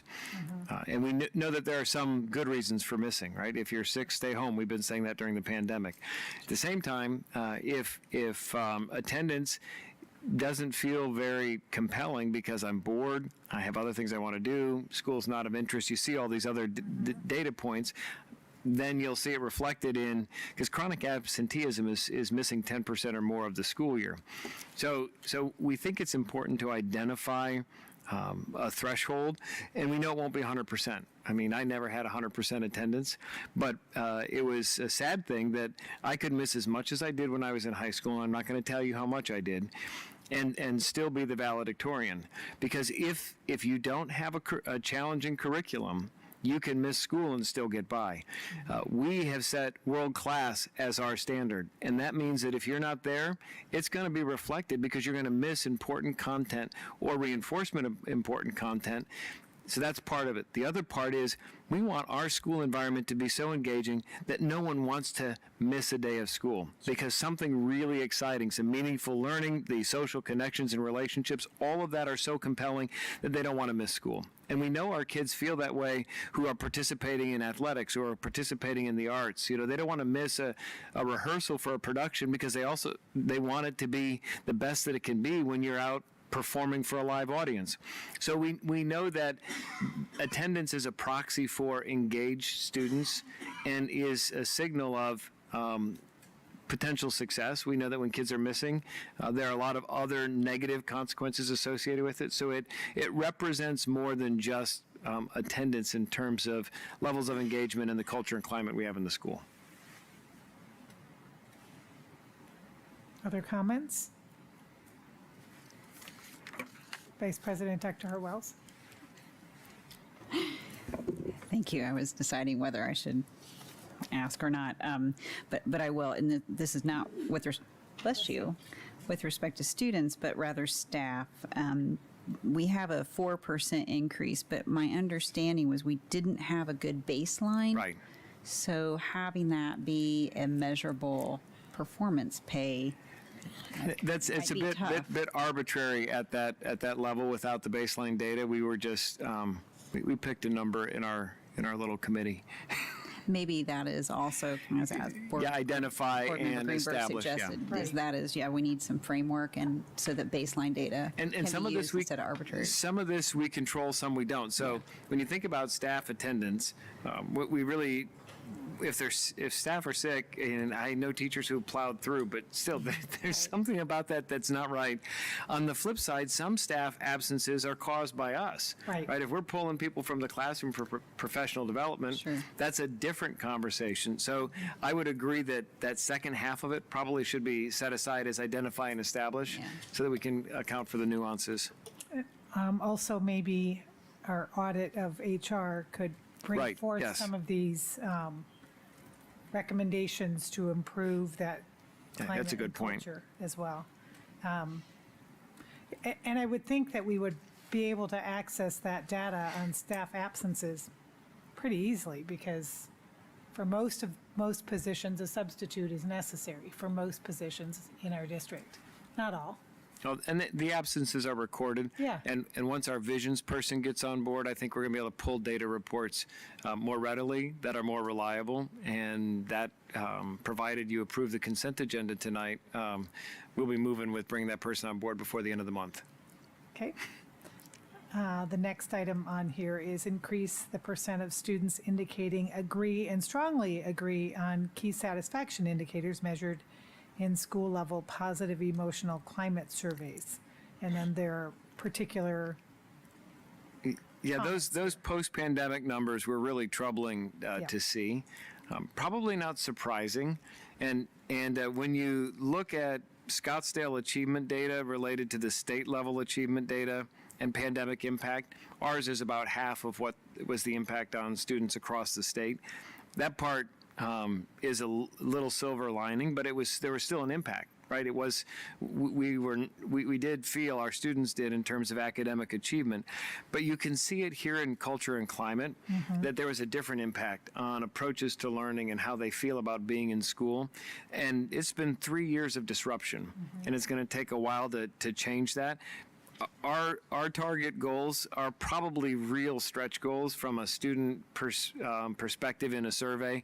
I don't know that we'll be able to reach those, but boy, we want 100% of our kids to feel welcome at school, not just 80%. We're trying to say, if you're going to go from a baseline of 60, well, let's jump that so that we have, 4 out of 5, or 4 out of, just so we get to 80%, it's 8 out of 10 that say, yeah, I feel welcome at school. It should be the exception, not the rule. And at 60%, that was just too low. The same in terms of feeling like they belong at school. These learning environments matter. We won't move number one if we don't create the climate that's conducive to success. Vice President Dr. Harwells. Thank you, President Snowski. I appreciate these are not mutually exclusive. In fact, none of these are. My question is, in data acquisition, to measure whether, if these become performance pay goals, these numbers that are here, when is the next climate survey scheduled? Is there going to be data to determine whether these have been met? So we decided with Hanover, we talked to them about, should we go back to fall administration or stick with the spring, so that we have the full year's worth of data. And where we landed, districts do it differently, but we think the survey administration was a little too late this year, but should still be in the second semester. Once you get to April and May, the year's almost done. Too many things are on the agenda. People are they're done. So you're going to get one kind of response. So we're thinking sometime between the end of February and the end of March. That gives us most of a year's worth of feedback, and we could then do it consistently from here on out at that time. So it's still in the second semester. Maybe it's just after spring break. You can figure out what your timeline is. But before your testing window and before all of the things that happen at the end of the school year in May in terms of student performances, et cetera. So I think the long answer is yes, we'll have the data to know what student perception is next year. If we follow that climate survey cycle, and that will be our administrative recommendation. Okay, thank you. Might I suggest we do it before spring break, because how many kids are going to want to say, I'm so happy to be here after spring break? Well, right? if they had a good experience, yes. Right. It could be before spring break. It's just we want to find that window where because the other thing that we didn't see on the charts, but I noticed, was that the number of people participating, staff and others, the numbers themselves were down. So it might be statistically relevant data still, but the volume of people post-pandemic was lower. And I'd like to increase the number of parents that are providing input, increase the number of students. We're going to stick with the 6 through 12 approach and not do 4th and 5th graders. Hanover doesn't recommend 4th and 5th graders anyway. The district had done it previously. For elementary students, they recommend focus groups if you're going to do anything, if there's an area of interest. So we'll stick with 6 through 12 on a go-forward basis, and we'll be compliant with Arizona statute that requires parents to opt in to participate for their students. Thank you, Dr. Menzel. Any other comments or questions? All right. We're going to move on to attract and retain talent, talented and qualified professionals, which is goal 3 for us. Why don't I just read through what's here and we can have discussions on that. Increase the number of staff pursuing pathways for advancement. I note that during our retreat, we did not identify a data source. So what are your thoughts on that being one of the performance pay indicators? It would need to, again, be an identify and establish.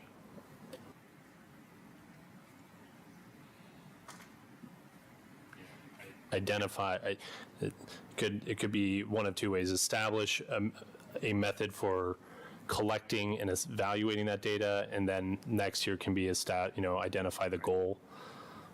But I think certainly it's appropriate to set it out as create a way to collect that. Mm-hmm. Vice President Dr. Hartwells.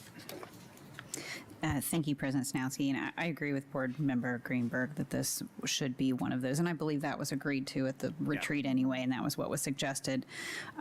As well, on the percent of district positions making competitive wages compared to peer, baseline data is not available, so, and then you have the same expenditure, you have a revenue control limit, you have an aggregate expenditure limit, and you have a state legislature that is rather fickle, in terms of funding. So I also don't see that one as being something we can do this year with some accurate numbers.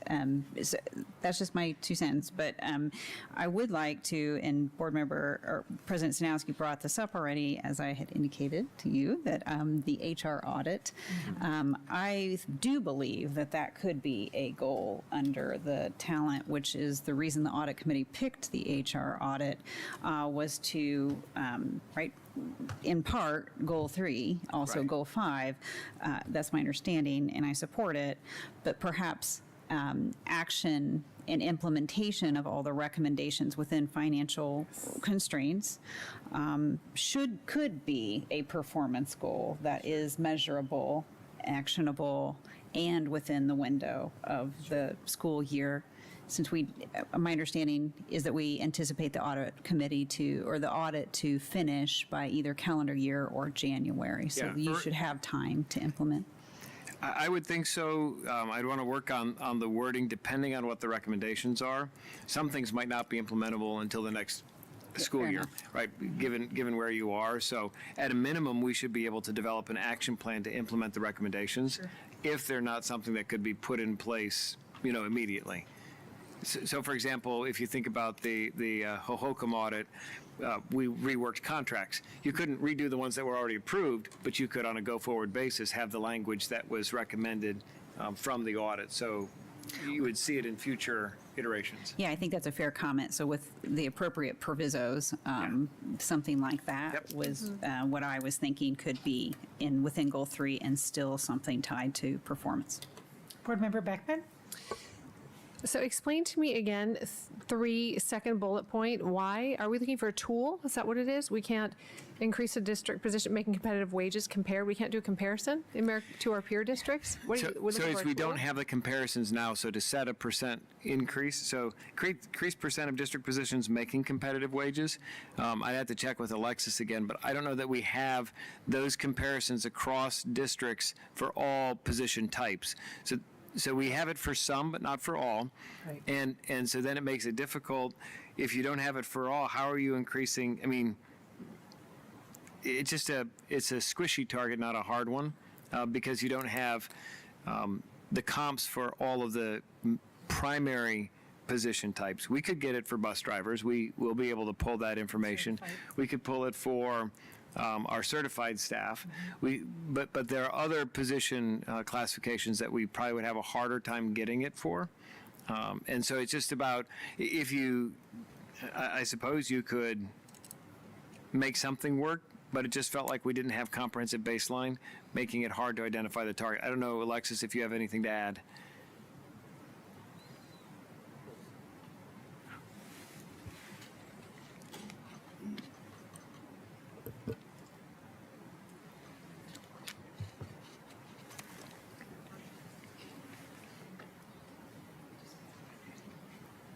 Good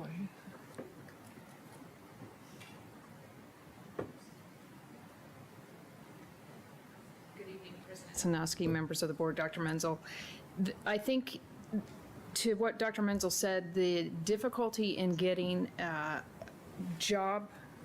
specific job description to another one across peer districts is very different, because what certain people call certain positions can be quite difficult. You can certainly, a bus driver is pretty much a bus driver in other places, but Dr. Watt and I were talking about, a network engineer or a network engineer 1 or 2 might be different in another district compared to what it is. So it can be done for sure. Salary studies are expensive and comprehensive and take a good amount of time, but you also have to, the vendor that is conducting the study is asking other HR departments to provide that information on a voluntary basis. So they're asking for job descriptions, minimum max salaries, things like that. So it is daunting for sure, but we can certainly assess across particular groups to get started if. Okay, so I'm going to respectfully push back on this a little bit.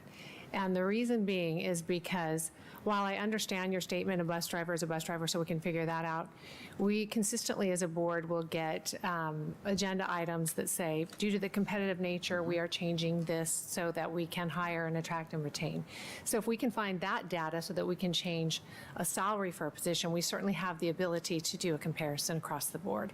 So whether it requires some sort of creative thinking, some extra time, the audit, regardless, because the alternative implies we're just taking a shot in the dark when we're fixing these wages or hiring people or doing jobs descriptions, which I don't think we are. I'm not implying that we are. But I think we do need to focus on this, because administrative costs, all of our costs across the board are under the microscope and incredibly important with regard to the budget. So I really would like us to focus on this, even if it's just to get a start.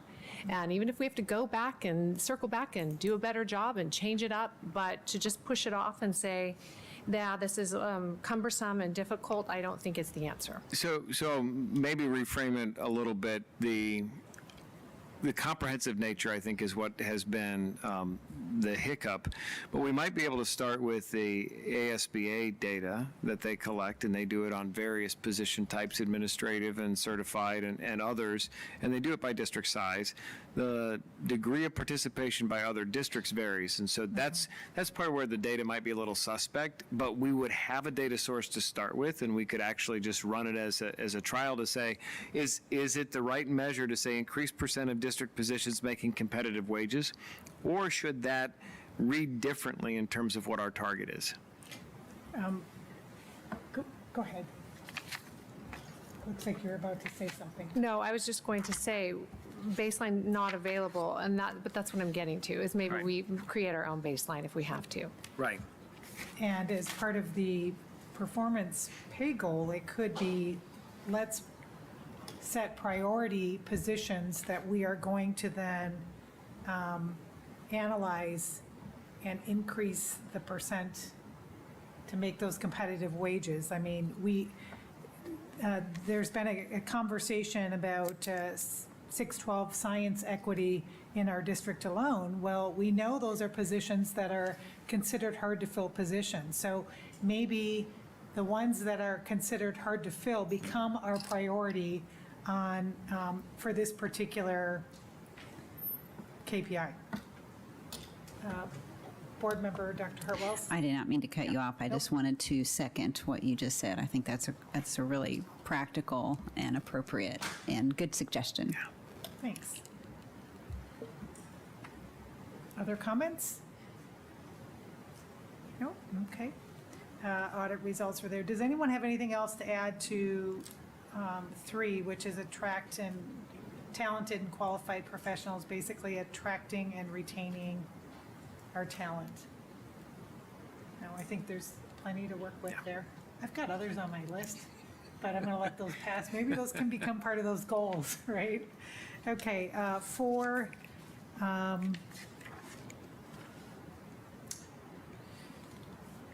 that would be community engagement and partnership, enhance and expand partnerships. I just want to comment, I think Dr. Menzel and Christine Harrington and company have done a great job in improving the community engagement and that communication. It has been noted by our staff and our community, and it's greatly appreciated, so thank you both. Listed here is increase the number of formal community partnerships that enhance opportunities for students and/or staff. So at the board retreat, we didn't have baseline data, but we do have baseline data for 4.1. There are 10 IGAs and 260 memorandum of understanding. Now, we have to look and say, okay, how extensive are those? But we actually have some numbers. The question is quality versus quantity related to this goal. So what's really important in terms of the intent? And I do think that formalizing some of these partnerships and relationships is an important part of it. So numbers matter because they show breadth and depth, but the type of partnership also matters. And what is that mutual benefit both for the district as well as the partner that we're engaging? And we've had some examples. So at our joint meeting with the city of Scottsdale, talking about how to expand internships with city functions, because there's so many different city jobs that we could create opportunities for our students to have those real-world experiences connected with a meaningful internship. That could be and result in an IGA that's a partnership with us, with the city of Scottsdale and with Scottsdale Community College that would fit under this. How many more of those do we need? I just don't know if it's a number, if it's a percent, or if it's some other indicator. I think Board Member Greenberg would like to comment on this. Yeah, for me, when I read for and I think about it, I think internships, mentorships, and externships for staff is very important. But I felt that the primary focus that we were trying to create here based on the discussion that I recalled was a focus on externships, internships, mentorships for students, and for me, that was the important metric to focus on in this one. And in a way, I viewed that the increase in student and or staff involvement in those activities was the KPI for increasing the number of formal community partnerships in a way. Because there's also, of course, the in-class experience of external partnerships coming in, or providing technology to us and doing all that, which is important and a really cool thing that can be done easily without, without students missing class or doing it over the summer during breaks. But I really felt that the second bullet point was the focus here, and my guess is in part we would need to identify how many students currently and what they participate in, and try and do a survey of some sort, but then determine the best way for rolling that out. If there is going to be a mandatory requirement of some sort that students engage in some internship, mentorship activity like some schools do require, and how that would be done to ensure, equitability. We have a diverse student body. Not everybody can afford to just go off and do a mentorship, for example, or externship. So for me, I feel like this is another one of those KPIs where it's about it's really about the KPIs in effect doing the research on this and developing a system, developing and implementing a system for this. Thank you, Board Member Greenberg. Vice President Dr. Hartwells. Yes, thank you, President Snowski. As a perfect segue from what Board Member Greenberg commented with respect to the mentorships, externships, and internships for students, the planning guide does seem to be an effective tool in order to trailblaze a little here, at least for this district, into what's already in the KPI service learning. And I would support that happening this year as a aggressive move. We know a lot of our students do already have community service interactions. building on that and giving credit where credit's due. And I realize there are kind of socioeconomic components to that. I understand that. But that can be thought through. And the planning guide is a way to reward that community interaction and that building of civic duty. So that is one, I think, very actionable and a deliverable that could be tied to a deliverable in some way. There may be others, of course, but that was what I was thinking. In terms of formal community partnerships that enhance opportunities for students and staff, one thing I'd just like to throw out there, and this is really more for your leadership team to chew on, and that is sabbaticals for our teachers. Thank you.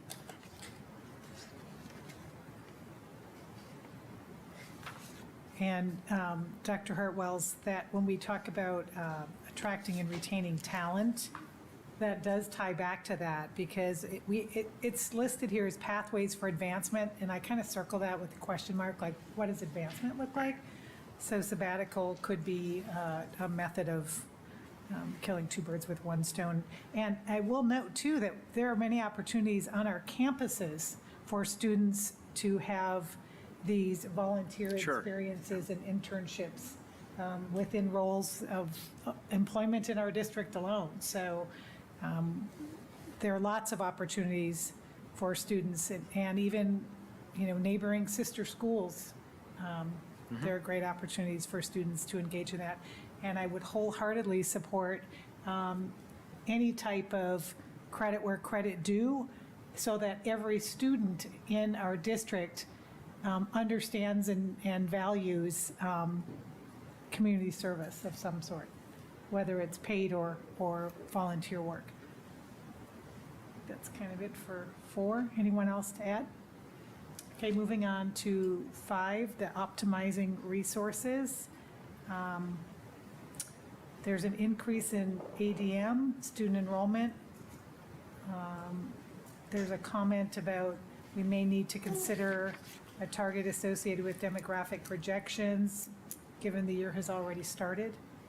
And that was the group Jan was working in. Yeah, so I think what we had hoped to do was actually set it as maintain current ADM. Because the year has already started, we've already had that initial kind of enrollment, unenrollment. The first 10 days have passed. Now we move on to the next 50 and then 100 days. So to see if we could kind of get that ADM closer to where it was last year. Certainly a decrease in loss is in my mind a success in itself. But that's what we want to do. And I think the board will need to, after the 100th day, and we get that data, that's when the board will need to say, okay, for the next year, our goal is X8 to either maintain or increase ADM by 100. We could do it now. We could say, increase by 100. I think the problem is that we've already started the year, so it just seems misaligned. But we thought maintain current prior year ADM was appropriate. And then increase student, staff, and family usage of digital technology systems. I think I was told that data could be retrieved for this. We were discussing that to see, how many times do parents log into the different systems, students, and the development of FAQs, video FAQs, how-to videos, short, simple, so that parents can quickly access these materials and say, okay, how do I connect these two accounts, and how do I, merge this, or, have things forwarded to my email address, et cetera. All that could be done. So I think on that KPI, that was really about, again, collecting that data, setting a goal, but also development of resources. And you could set a KPI on that now of develop, identify top 10 FAQs and implement FAQ section answering those questions. I think we could very easily do that and collect that data. Or we could set it for this year again as another identify and establish for the following year. Vice President Dr. Hartwells. Well, thank you, President Snowski, and your comments and clarifying.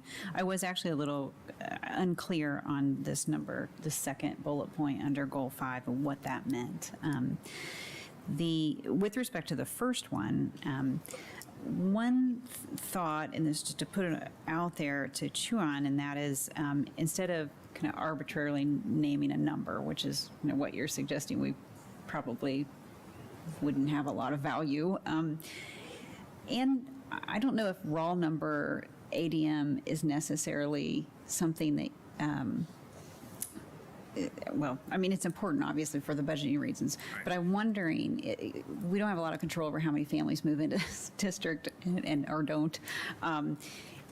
The percent market share of students who are already in the district, if that's a needle that has more, that's more insulated from maybe external factors that are outside the school district's control. And I've heard you state the number. I don't recall where you get that number, but that data is there. Demographic right? study, right? Demographic study.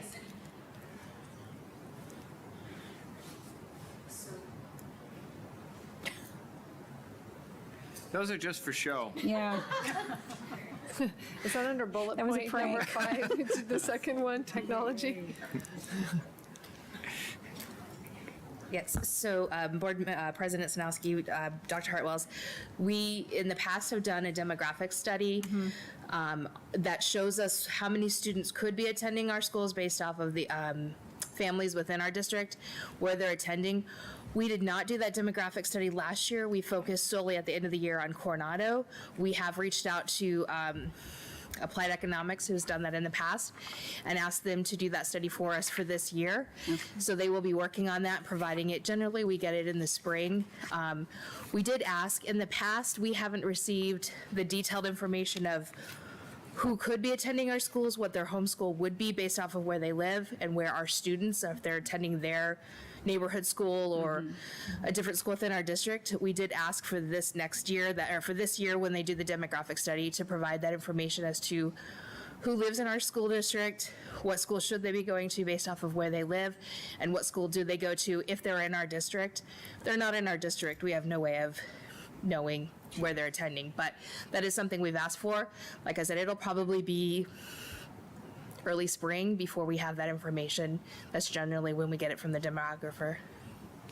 Okay, thank you, Shannon. I just think that might be a bit of a more realistic number to work with as opposed to a raw ADM number, but that's just how I'm looking at it. Board Member Beckman.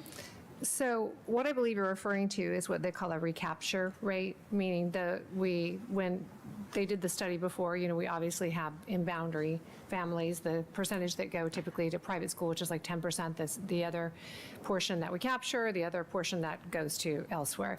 Applied Economics doesn't really ever focus on recapture. In fact, the last meeting we had a discussion about that because it was, our outlook was a little pessimistic at best, as I pointed out, because of the lack of young families moving into Scottsdale. And so he acknowledged they don't focus on recapture. And I said, I find that interesting because we have new educational choices actually building and trying to capture from us currently, so why wouldn't we try to recapture back?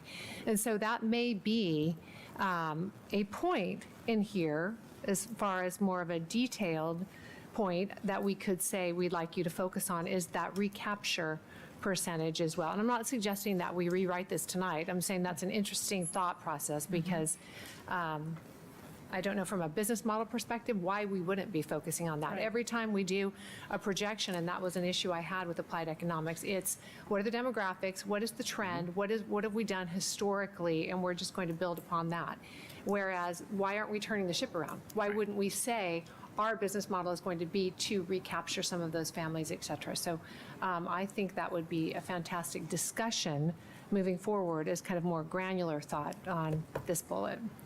And Board Member Beckman, to add on that, when you talk about recapture, we have to put in place plans and details on how we're going to do that. So I think that's real important. Right. Can I ask a clarifying question? I'm sorry. When we use the term, so I hesitate to use the term market share because I don't know that that's the appropriate phrase either. But when you use the phrase recapture, so that implies that the student was in the district and left the district. I don't know that that would be a subset of the students who are in the district that do not go to SUSD. Some maybe started here and left, and others just haven't come here at all. And we'd want both of those. Shannon, if you don't mind, is that a nuance of the demographic study that we just haven't focused on, or is it something that's not within the scope that's possible, the way they collect their data? That's a great question. I think it's a little bit hard within the scope for them to capture that. And the reason I say that is when we provide them the data, we're providing them, these are the students that are enrolled with us now, and then he's capturing data from other sources on who lives within our boundaries. To look at a student who could have attended our schools and then left, you'd have to be able to go back and say, okay, of the students that aren't with us, and we wouldn't necessarily know their names or what to look at, we'd have to somehow be able to tell who was with us, who left, and then did they come back? And I'm not sure. But we should be able to do that in synergy. Dr. Bachna should be able to pull that part of it. To potentially pull students who were, I mean, you could run a query, even on an annualized basis, you know, and then somehow we could probably do it over time. A student who left, because we track who leaves. Yeah. How many of those have returned at some point during, because it's a unique identifier, so it's not like you're going to have to, you know, I mean, she should be able to She put might be some able to- kind of data query. So I don't think the Yeah. demographer could The do that, but I demographer couldn't do it. I think Dr. Bachna could, and we know, I mean, anecdotally talked to parents who were here, made a choice because of friend groups or something else, went to an elementary school somewhere else and said, I'm coming back for high school, or I'm going to come back in 8th grade so that my child has an opportunity to build those connections and then go to the high school of choice.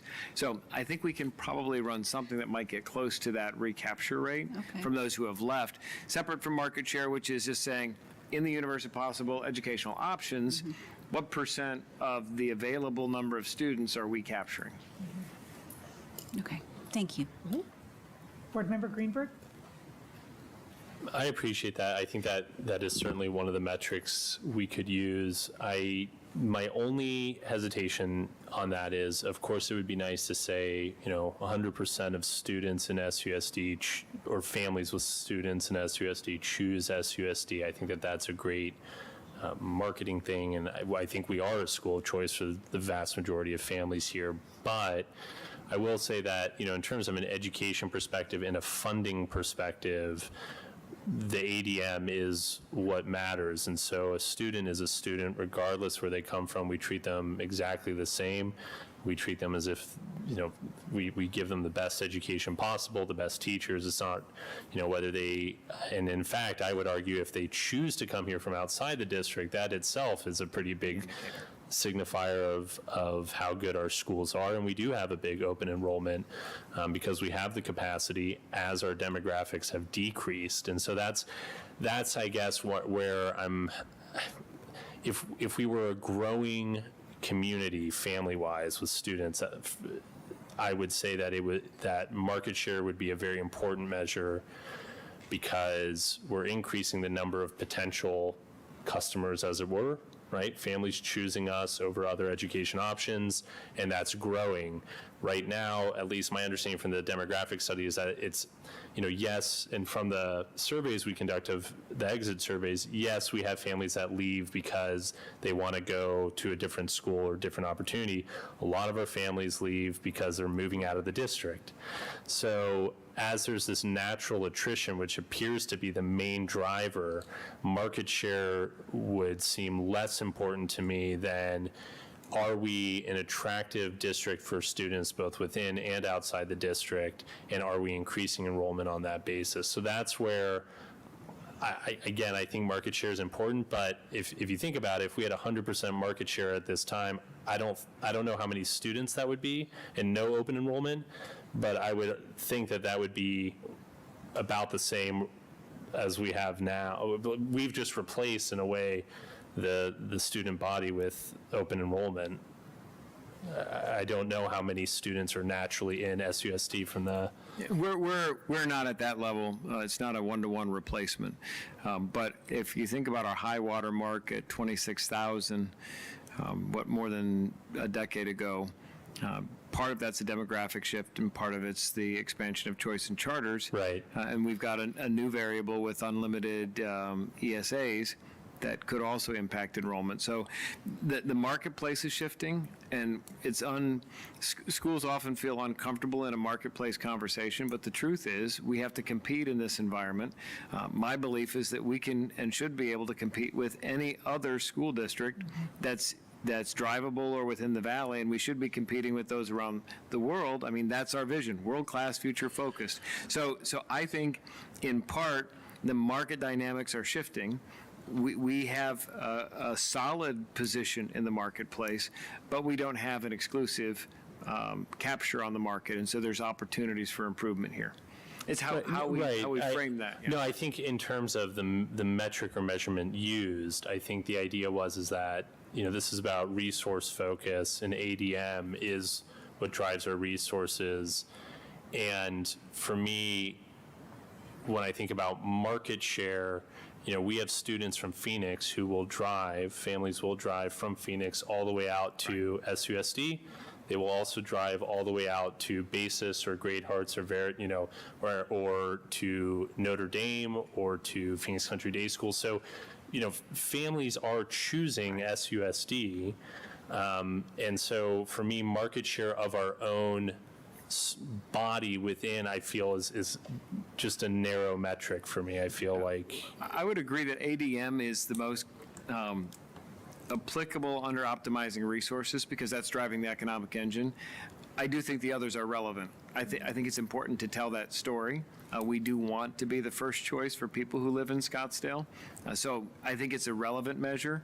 Is it the same in terms of, you're thinking about number 5, optimizing resources? That ADM is what drives the bottom line for M&O.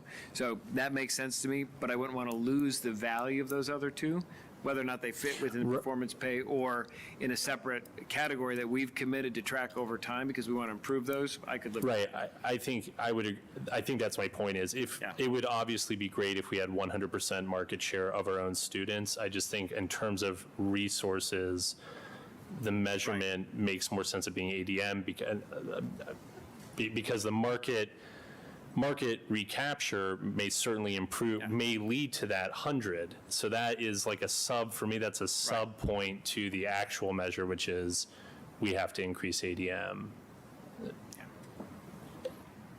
Thank you, Board Member Greenberg. One thing I'd like to add to this optimizing resources area here is, Dr. Menzel, for you to continue to support that organizational structure which more deliberately supports our academic priorities, whatever those might be. I really want that to continue to be part of your mission. Board Member Hartwells.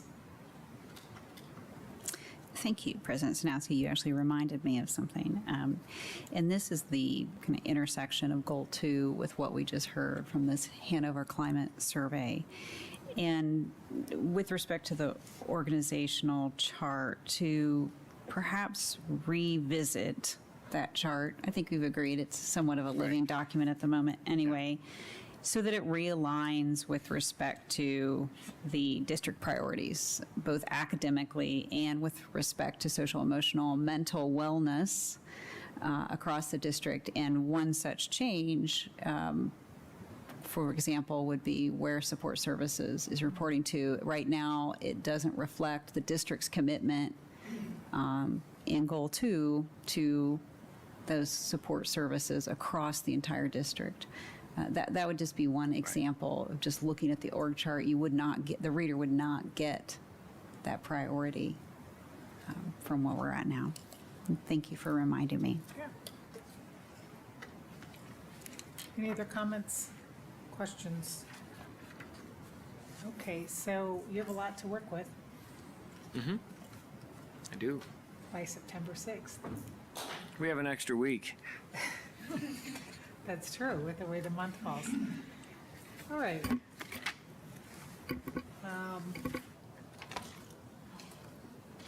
At this point, that ends our information and discussion items. And I would actually like to make a motion to approve our consent agenda. Is there a second? Second. All in favor to approve the consent agenda, say aye. Aye. Motion passes 5-0. I'd like to also add, if I may, that one of our new hires that I'd like to recognize is Sarah Torellion? Torion. And she is our new leader of our gifted services. So, is she here? Oh, she just left. Well, we'll wave to her when she comes back in, yeah. She's got big shoes to fill and important work to do, so I just wanted to make that comment. Okay, at this point,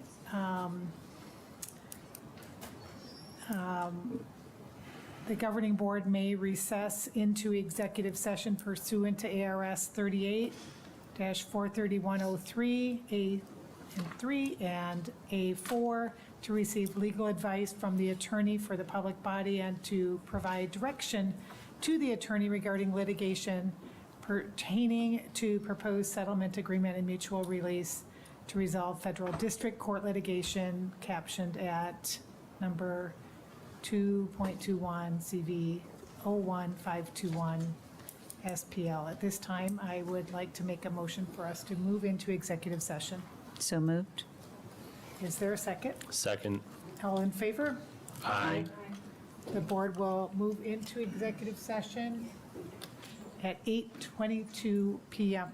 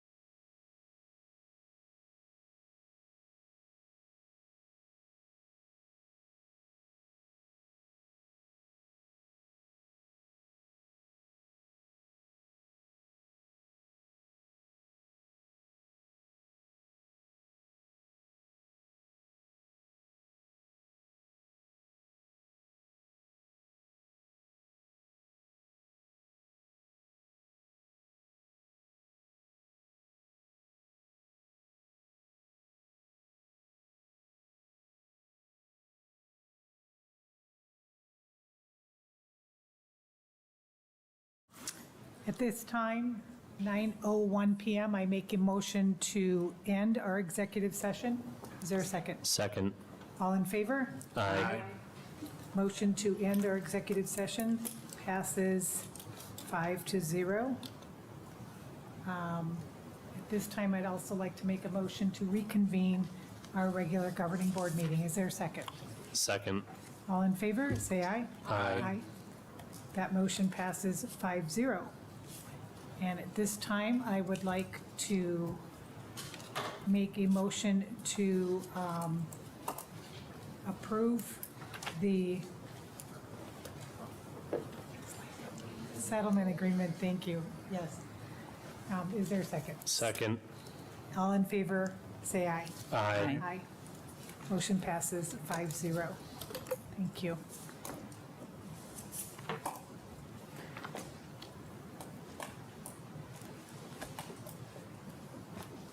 This time, I'd like to make a motion to reconvene. We did that. I am tired, guys. I'm ready to go home. Yes, we're at 11B. Thank you. We're at 11B, security guard work calendar updates. Happy to answer any questions, but you heard the rationale before in terms of being able to attract and retain individuals, and we have sufficient work to occupy their time for 12 months, and so we would recommend that we move forward with the proposal. Board Member Lindsay? Will we be able to grandfather those few that don't want to work full-time? So that's a good question for Josh in terms of grandfathering. I don't know that we've looked at that specifically. I don't know how many of the current security guards want to remain part-time, 9 month. I shouldn't say part-time.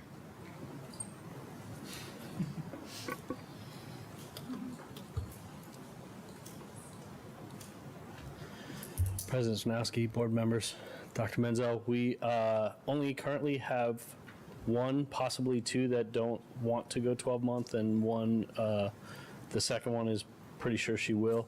The one that doesn't, we're working with him to see what we can do in the future, but absolutely for this year, and then we're working to see if he'll change. Thank you. Vice President Dr. Hartwells? Thank you. Actually, that was my question. Thanks. Okay. Thank you. Any other questions or comments?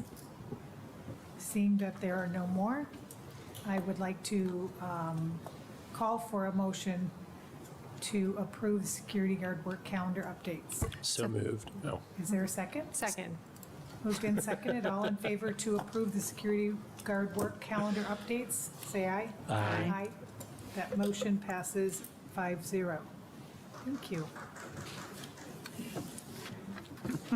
Moving on to 11C, approval of joint use easement agreement with Valley Presbyterian Church for Kiva Elementary School. This agreement's been considered for some time, and it's in at a place where now we can get approval, I hope, and Jennifer's here to answer any questions you might have about the agreement. Board Member Beckman has a question. It's not really a question, just a comment that I know there's been a relationship between the two entities for a really long time, and they have always been great neighbors, and I'm sure are going to continue to be so. Thank you, Board Member Beckman. Board Member Greenberg. I think maybe just in case a member of the public is reviewing this, could you explain briefly the item concerning the expenditures that the church made that we are repaying them for? Could you explain how that came about, just so that people understand we're not just giving an organization money for no reason? Madam President, Mr. Greenberg, members of the governing board, Dr. Menzel, the district has approved two prior agreements with Valley Presbyterian Church, one in 2001 and another one in 2006. And the 2006 agreement, under that agreement, the church fronted costs for the building of playground equipment and other items to the tune of about $520,000. Paragraph 10.7 of that 2006 agreement contained a clawback if the district terminated the agreement early, and it had a lengthy, it is still in effect right now until, and if you approve this agreement tonight, this agreement will replace those prior agreements. The clawback provision ratcheted down as time went on. So the $150,000 figure that's in the agreement that's before you this evening is the cost estimate as of the date. And then the district also got credit for some improvements that it's made to the paving as a part of the construction at Kiva Elementary. So the cost evaluation was approximately $220,000. We paid for parking repaving, and the resulting amount owed to Valley Presbyterian Church under the 2006 agreement is approximately $150,000. And the 2006 agreement, this money that they fronted these expenditures, it was for undeveloped land that the district owns, but they wanted to build out a playground and everything on it, correct? Playground and parking. Playground and parking on the land that we control, but they were the ones paying for those improvements. Correct. So the district entered into an agreement where the church fronted the money. It was on district property. District owns the equipment, and that equipment is now gone because of the Kiva rebuild. Right. So. Yeah, it's certainly an interesting agreement in 2006, but as Board Member Beckman said, we do have an agreement. We do have a longstanding relationship with the church, and I think, this is the right move, and probably the only legal move on that front. But I appreciate you clarifying, just so that members of the public understand what that money is specifically being spent for. Thank you. Absolutely. Any other questions or comments? Seeing that there are none, I would like to make a motion to approve the joint use easement agreement with Valley Presbyterian Church for Kiva Elementary School. Is there a second? Second. All in favor, say aye. Aye. Motion passes 5-0. Thank you. Thank you. We're going to move on to 12 future agenda items. Any governing board members, if you'd like to propose topics for future consideration, this is a great time to do that. Vice President Dr. Hart-Wells. Thank you, President Snowski. As a follow-up to our public comment, if we could have a future agenda item with respect to the comprehensive gifted program, kind of the state of affairs, and specifically some of the changes and where that's going with respect to decisions, moving things around to address the concern that's been raised. I would like to again ask for some kind of energy management, whether that is some kind of action, whether there is a committee that's formed that's going to dig into energy management, specifically water use. In particular with these new rebuild, there just seems to be no movement on an issue of grave import to this area, and I would like to renew my request for some kind of report to be moving towards the governing board at a future date, hopefully near future. Thank you, Vice President Dr. Hart-Wells. Board Member Lindsay. Yeah, I'd just like to hear from the district on how you determine administrative staffing at the schools, primarily not the non-high schools. How a school of 900 or more is staffed at the same as a school of 300 or so.